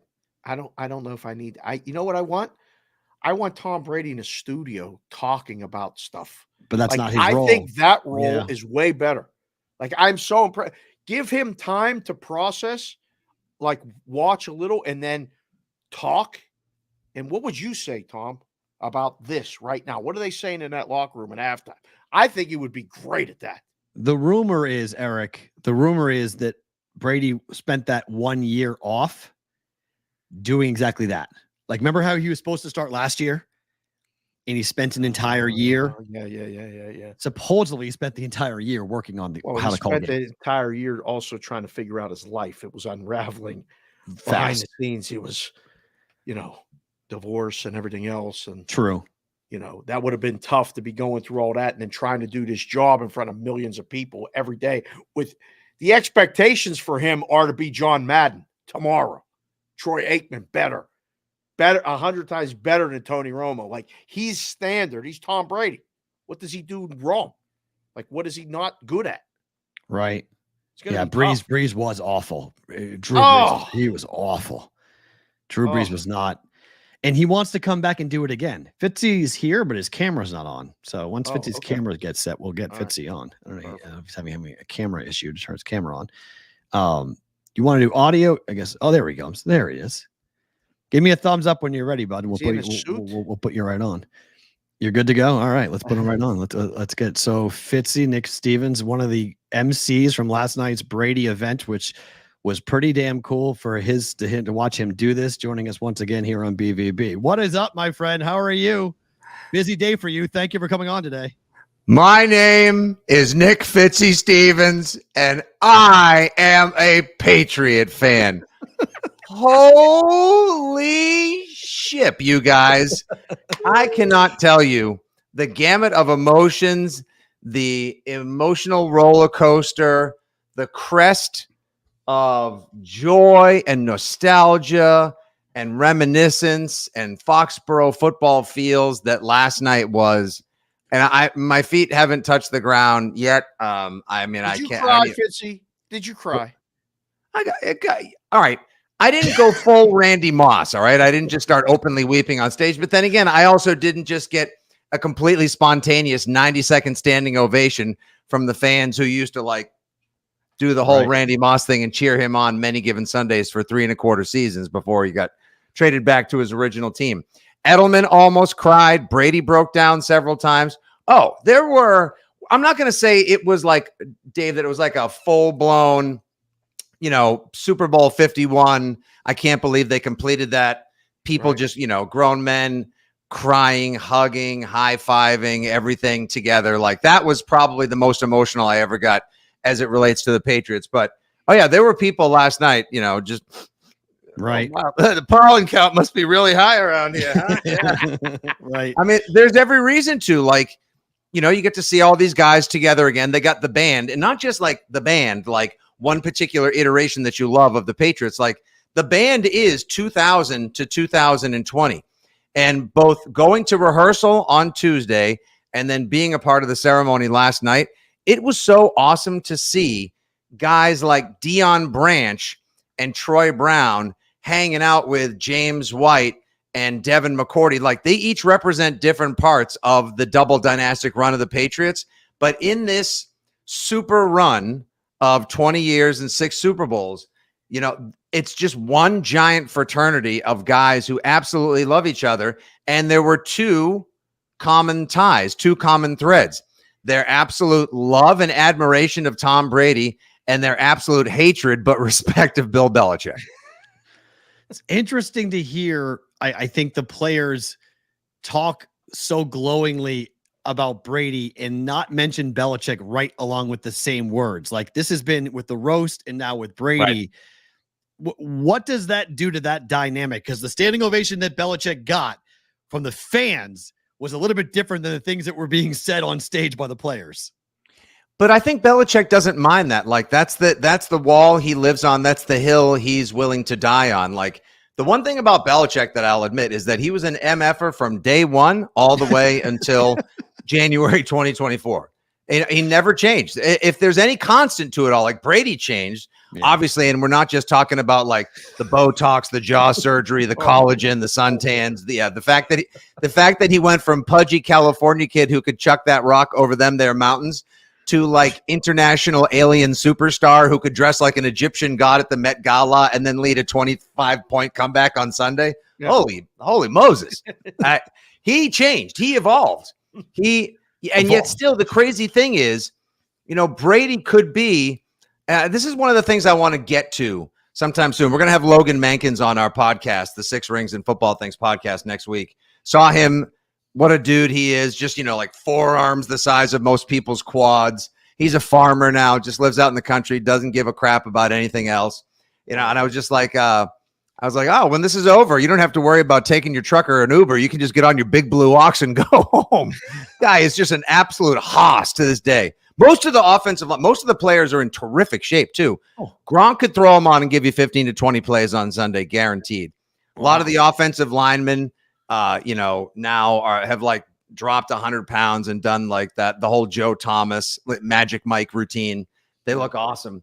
But that dynamic that you speak to in particular, Matt, I think this only just certifies everything that we have always believed, that Brady was the guy. Like when Amendola kind of smarmily said, and Jesus, is that guy handsome? God, you see him in person and you freeze for a second and then you have to avert your gaze because you're like, I don't want to turn to stone, but if I do, I want it to be looking at Danny Amendola. Edelman's really leading into the whole gay thing though. He's really yucking that up in the whole the staring at Brady thing. I thought he even got a little awkward. He turned red face at himself, going maybe I'm leaning a little bit too heavily into this Tom Brady's I'm in love with Tom Brady line. Oh, I mean, people.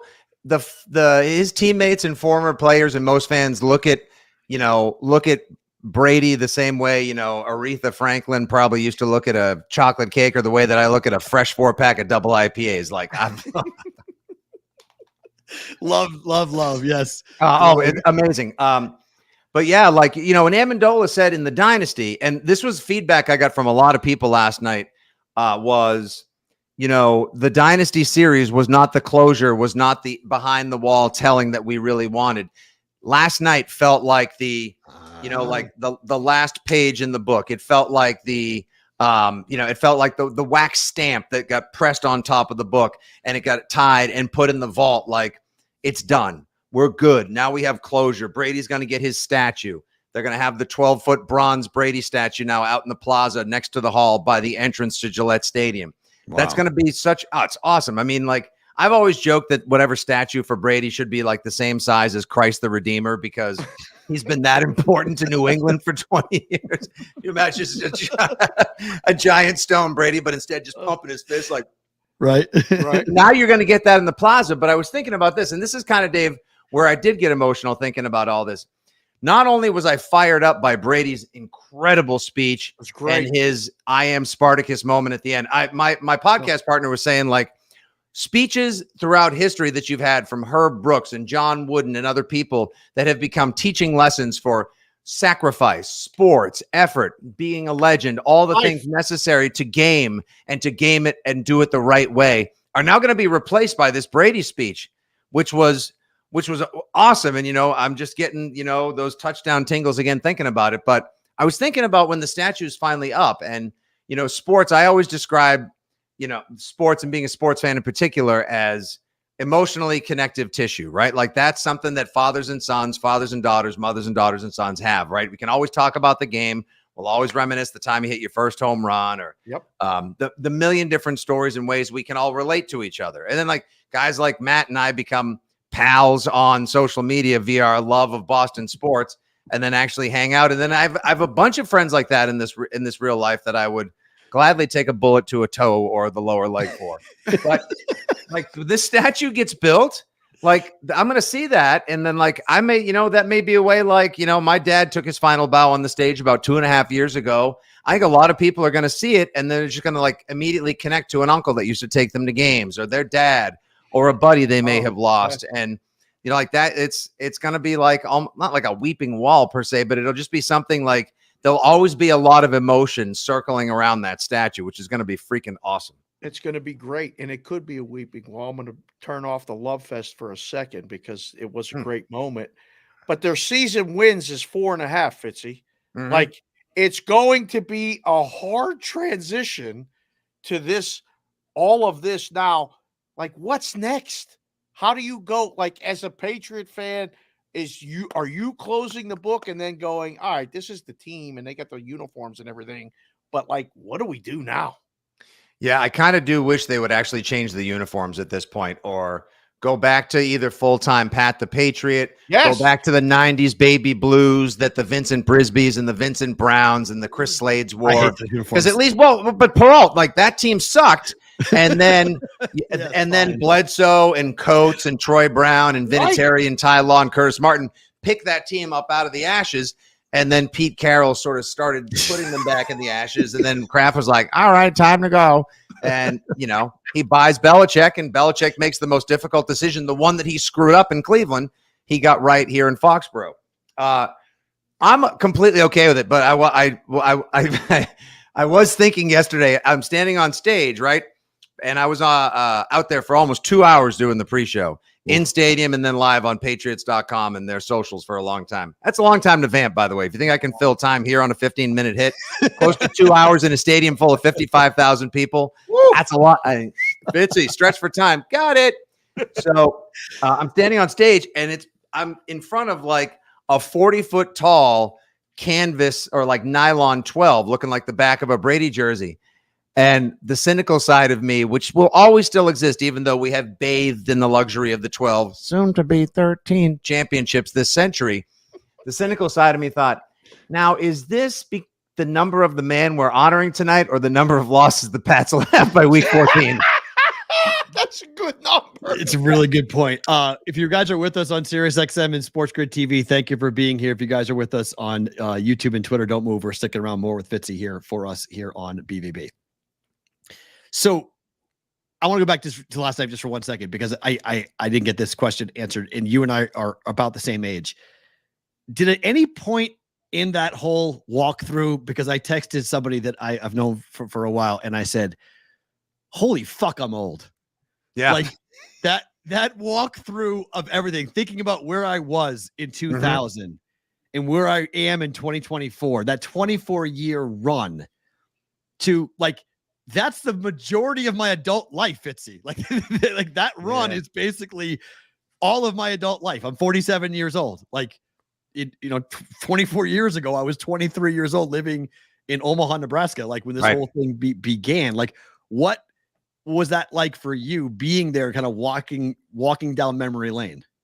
I mean, because it's because it's a familiar lane that I traffic in on a regular basis, I'm kind of used to it at this point. But in particular, last night, my wife and kids were able to attend, and we all had Brady jerseys on, so we had generations tied together. And the kids got a chance to see how much all of this means, not just to their dad, but to tens of thousands of other people, and to hear a little history before they kind of got exhausted, because they're like, Dad, I'm not sure if I can really do another defensive panel. Can we go back to the hotel?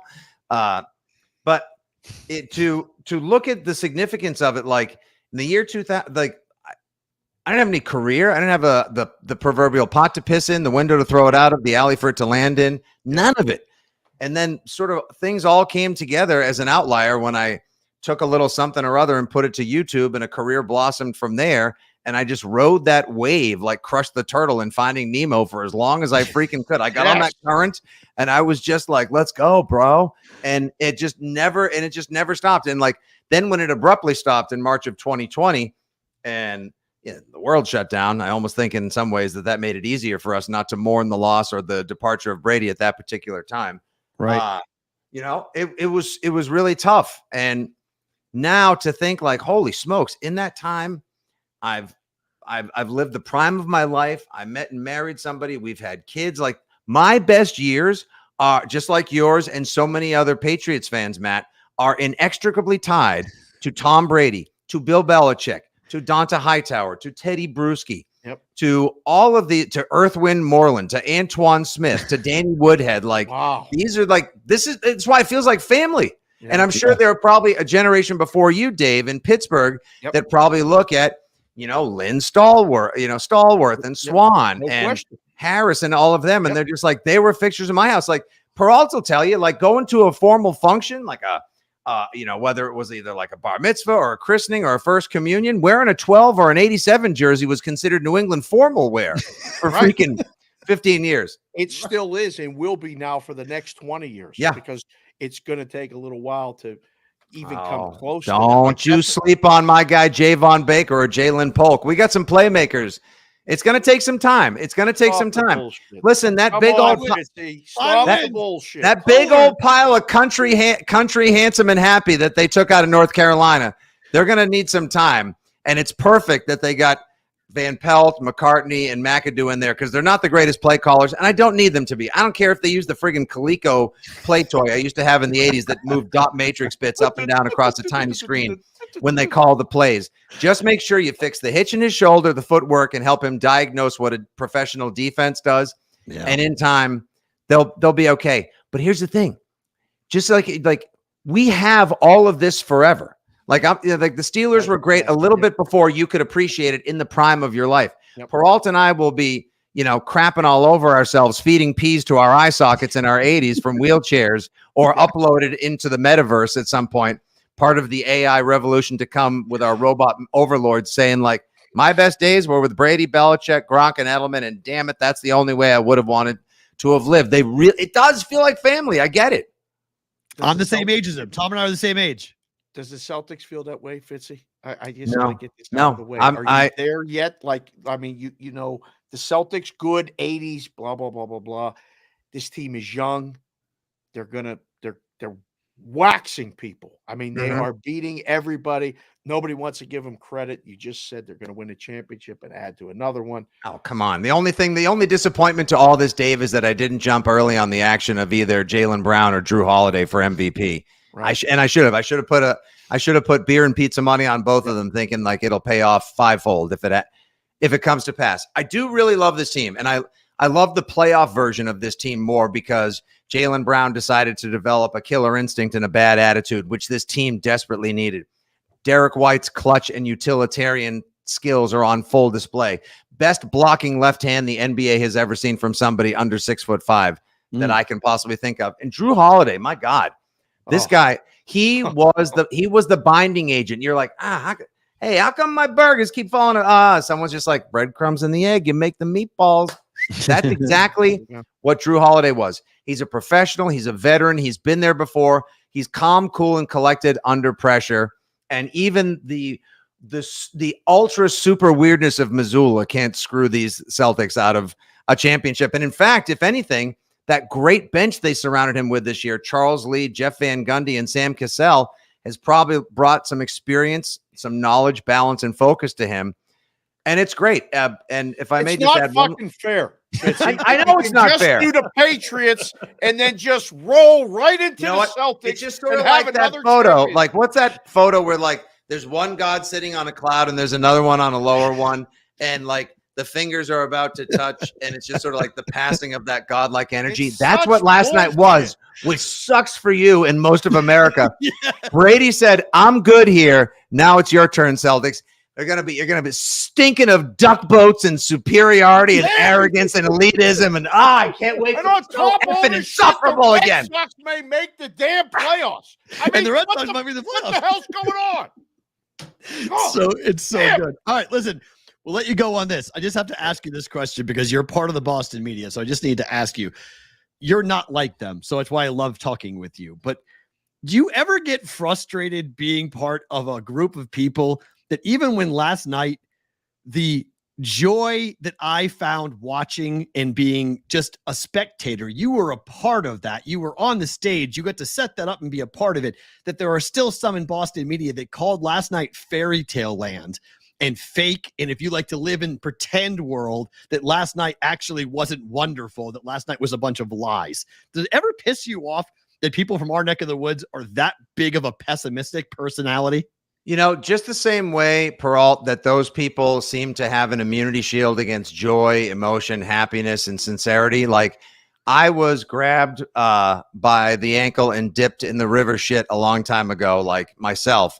And for me, though, the reversal of it was just sort of like developing a shield or an immunity to all that negativity and all that nonsense. And I'm basically impervious to the, if you will, Massolia and New England radio listeners will understand when I say this, the Felgerification, if you will, of like always looking for something. Now, listen, there is a very decidedly negative nature to a lot of what goes on in Boston.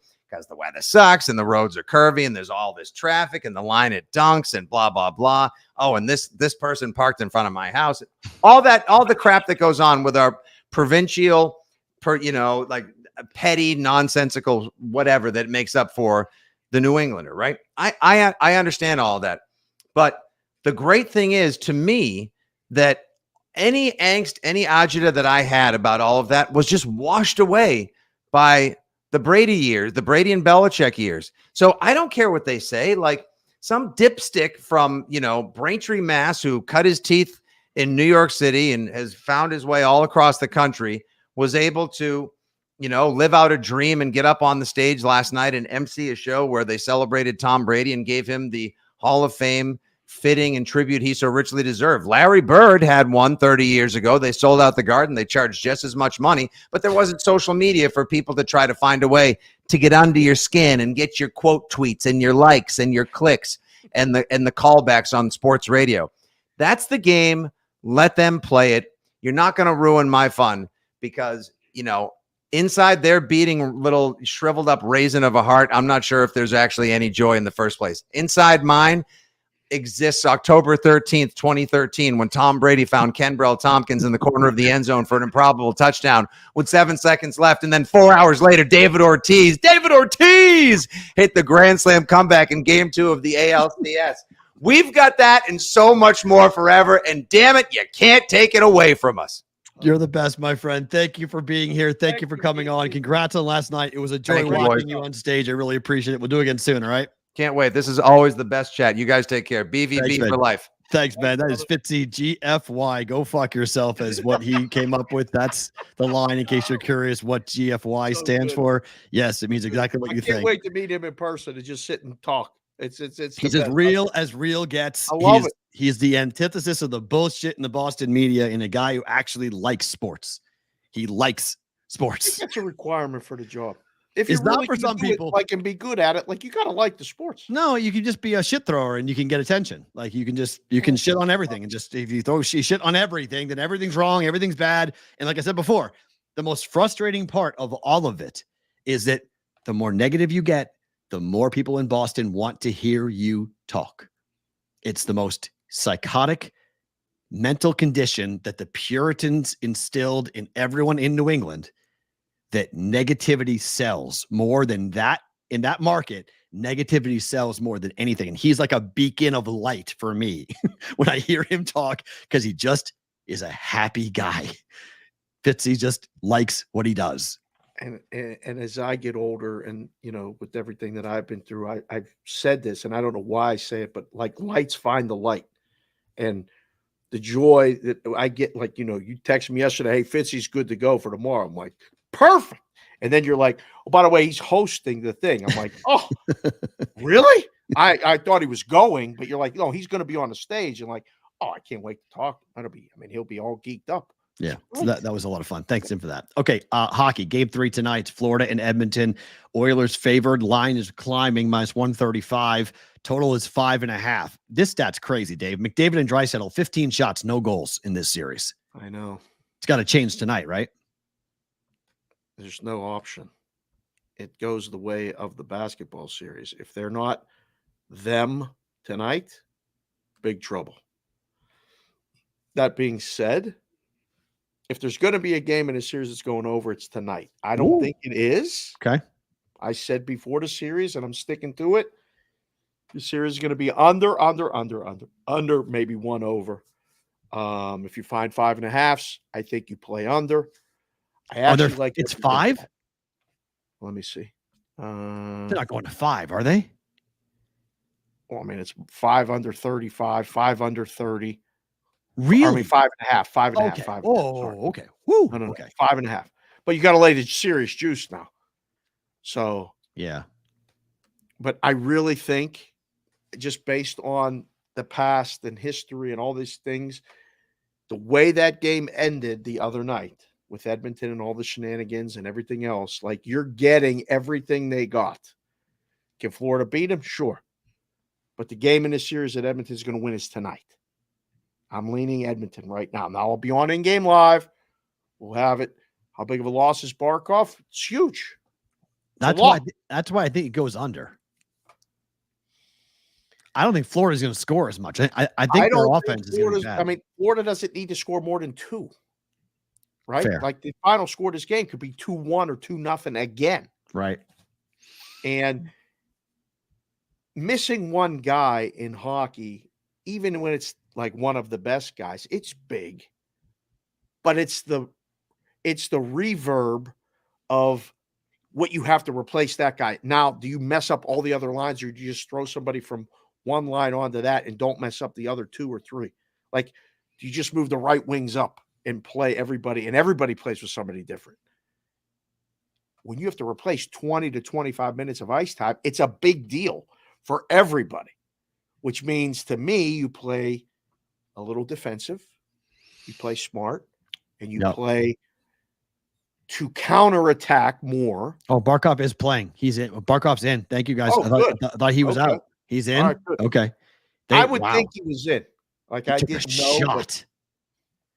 Okay, so Barkov is playing. Okay, thank you, guys. Appreciate that. Wow, that's woo. You want to talk about it? If he dies, like a guy is playing, and I've seen it. I was going to the practices in the 90s in the Penguins and watching the games. Like, guys couldn't move. They were playing in the game. Like, you may never get an opportunity to play for the cup again. Right. You're going to have to make sure that that wheel ain't working, or the shoulder will not move, and I am going to be a detriment to the team. Otherwise, get me in there. I'm playing. So that's good to hear. That's a good play. He took quite the shot. I thought he was going to be out for sure. Thank you for the update, guys, on that. So I just like the under. I have no clue who wins. I don't know who wins, but I just like the under of the game. This is wild. And if you guys are a football fan of college football, I'm sorry, because this is going to be wild. The Big 12 is considering a private equity investment, which they would take up to $1 billion for as much as 20% of the Big 12. They're going to rename the Big 12. The options right now are being floated: the Big All-State, the All-State Big 12, the All-State Conference, as examples as to what they would do. What are we doing? Like, that is one of the craziest thoughts. I saw it, and I retweeted it that said everything's for sale. I'm like, everything is for sale. Like, we're going to do this now. Like, college sports is going to be completely different forever. We had Blewett on a couple days ago, had a great conversation with him. I ended up going to dinner, and we sat there for 3 hours talking about the state of college athletics from the athletic director point of view, where he sat with all of them, listened to the conferences. Nobody has a fucking clue exactly what to do. So what do? We need money. Okay, well, we'll give the naming rights away. But this name, you can do better than the Big All-State. That's awful. I saw somebody say Bucky's. The Bucky's Big 12. The Bucky's Big 12. Why can't it just be the Big 12 presented by Bucky's? Like, why can't it be something like that? Well, I don't think maybe they should ask a media guy. I mean, look, this is the NASCAR of football, of college football. Welcome to NASCAR. Everything is for sale. Yeah. There's nothing that can't be sponsored. We already talked about it. There's going to have corporate logos are going to be on the field everywhere, all over the place. And now we're going to get, it just doesn't make any sense to me that we're going to wind up having like the Big 12 or the ACC, or like you just come up with like all sorts of like weird branded names, but the Big All-State's got to be a joke. Like, that can't be real. Like, they can't actually be considering that. I think they're floating that out there just for the hell of it, just to warn fans. No, I think it's some meeting somewhere. Somebody said, "Well, ask the insurance companies. We can't ask the beer companies. Ask the people with the most money. Which one will we be able to pass off?" All-State. There's two names being floated: the Big All-State Conference or the All-State 12 Conference. $30 to $50 million a year. Dumb and Dumber. Those are both terrible. Seriously. We're in bonus time. I don't give a fuck now. Like, those are dumb. If you're still watching the show and you can get in touch with somebody, have them call us. We'll come up with a better name together. It's true. Email the show. AskTheBVB@gmail.com. Please. It's really, really, really Save bad. it from yourselves. It's really, Skip those other stories for tomorrow. yeah. It's really, really bad. Let's get to the better to book it so we can get these people out of here.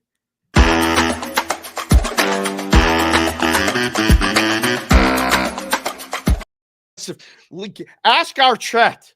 What? Our chat has some witty guys, some True, really fair. witty girls and guys. Like, what would be a viable name for the Big 12? Not that. not whatever they're trying to come up with. Not that. That would be a horrible Come up idea. with something that's 12. I'll tell you Time that. I mean, for better to book it. Red Sox, Phillies under 8.5. Hawk and Nola. Nola on the road, ERA of sub 1.5. Hawk's been the best pitcher in the American League, even though his record doesn't really indicate it. I don't get this number. Why is it 8.5? because it's Fenway Park. Yeah, they scored 14 runs. Yeah, without this pitching matchup, though. Nola on the road is tremendous, and Hawk is the best pitcher in the American League. Why is 8.5? I did wager talk this morning with Yeah. Teddy and Prez. Popped in there. Teddy's Okay. big game breakdown of the day. Play of the day. This game under. Oh, good. Okay. This was the juice last night from me. So He was very confident on it, and I'll ride with both of you. I think you're right. it's a weird number. I mean, the Red Sox have scored for Hawk. It's really not, though. Well, it is. Red Sox have scored for Hawk, and they scored 14, 7, and 6 last 3 games with Hawk on the mound. So the games have gone over, but it's Nola who has a 1.2 ERA on the road. But it's when sometimes they get to Fenway, things get a little bit. So it can't be 8. It definitely can't be 7.5. Game in Fenway, I don't care unless Pedro's coming back and pitching or something. It got to be at least that. So under Butchie, check it, boom. Butchie blessed it. B, V, B, and B. Butchie, good. Under 5.5. Game 3. Yes, we're gonna Yeah. stick with this. An empty netter may get us tonight here. Yeah, I know, but we'll see. And then finally, the aggregate score, the winning score of the U.S. Open will be under 274.5. 280 so it's 5.5 is the number. Score will be 5. The way you worded this is going to be the winning score is going to be worse than over 274.5. Okay. Which is Just 5 under. To shoot par, it's 280. Okay. So so you're saying somebody finishes -6 or better? Worse. Other way. So the bet would be under 270. 5. The winning score will be 5 under or lower. 5 under or worse. 4, 3, 2, 1, even par plus. If it's -6, -6, -7, -8, all losses. This is probably a good bet. I'd say. I mean, right now, I'd say bet it. I haven't. Yeah, I bet. Butchie, I laid. What did I lay? I laid 135 last night. Butchie has it at -140. Okay. I laid 135. I think that's going to get harder. I think that 65 is going to be the low, Right. and that wind's going to start to blow. And see you later. This golf course 68, 68, 68, and 70. That's -6. That would beat you. So that's. Correct. I mean, that's probably the top. I mean, you got all the better numbers. Like nobody's going to win this at -10. right. There ain't no chance. So Right. I think you're good. You got more options below. I mean, just for the record, Rory is the only guy who shot 3 under. He's the only guy that teed off in the afternoon so far on the top 5 of the leaderboard. Right. Okay. Pavon's 3, Finau's 2, Deschambeau 2. These are all guys who teed off in the morning. I just looked down at the chat. Whitrock got me. He's describing the golf course, but you may not. If it's going to blow and things are going to get harder. Favorite thing about today is what? Might be Whitrock's. That was pretty good. No, listen. Fitzy was great. The Brady thing was what I've seen. excellent. That speech was my favorite thing about today, last night, and this morning. I watched it again multiple times. I sent it to the kids. I said, this is why you put in the work, because you don't always win, but you can look the people in the eye that you've done this stuff with and know that you at least did what you needed to do. And when he talked about team and being able to check your ego and put it aside, when the greatest quarterback in the history of the NFL can say that's how he did it, I thought of the Voss. I thought of the show. I thought of so many different things. I thought of our kids and trying to explain to them at times we can fucking scream and yell at each other, and then we can go sit down and have a meal. Sometimes the ocean of estrogen don't quite understand that. And it's like, it's still cool being guys and being part of a team. And I thought that was a fun thing. And that's my favorite thing about today. Tom Brady said, you don't have to be special. You just have to be what most people aren't. Consistent, determined, and willing to work for it.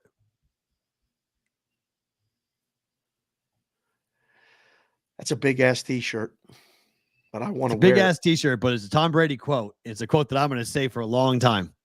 It's a quote that I absolutely love. And it's so very true. You don't have to be special. You just have to be what most people aren't. Consistent, determined, and willing to work for it. And that is a lesson for life.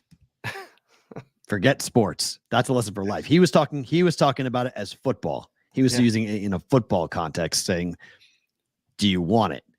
Do you want to be a football player? It's why every kid should play football, because it's hard to get up in the morning when your kids are when your friends are at the beach and you have to go and you're sore and you're tired and you have to go tackle somebody much bigger than you and hit someone over and over again that's bigger than you and better than you.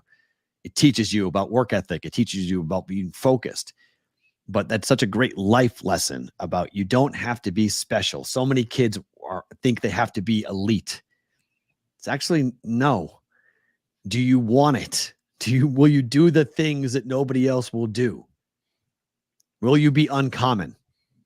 You know, I fucking love it too, Santana. It's absolutely, I heard him say it and I was like, holy shit.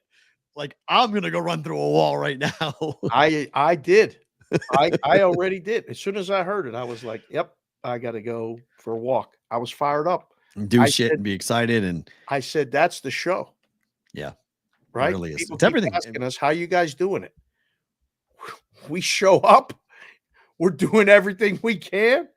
And you guys have this. We have each other, and we have this group of people, brigade, to keep showing, texting pictures, from checking in from London, doing all this other stuff. That summed it up. It put it clear again. Yeah, it's really, really good. Roll Call Friday is tomorrow, boys and girls. We might be starting a little bit later just because of the sign up we got in the morning. So just a heads up on that. We have 2 signups to do, one in the morning, one in the afternoon for the Brigade Proxy Service. So tomorrow maybe a little bit of a quicker day, but a Roll Call Friday. And then Dave and I tomorrow night for Game 4 of the Boston Celtics and the soon to be in Cancun Dallas Mavericks. He's Dave. I am Matt. Back tomorrow for BVB.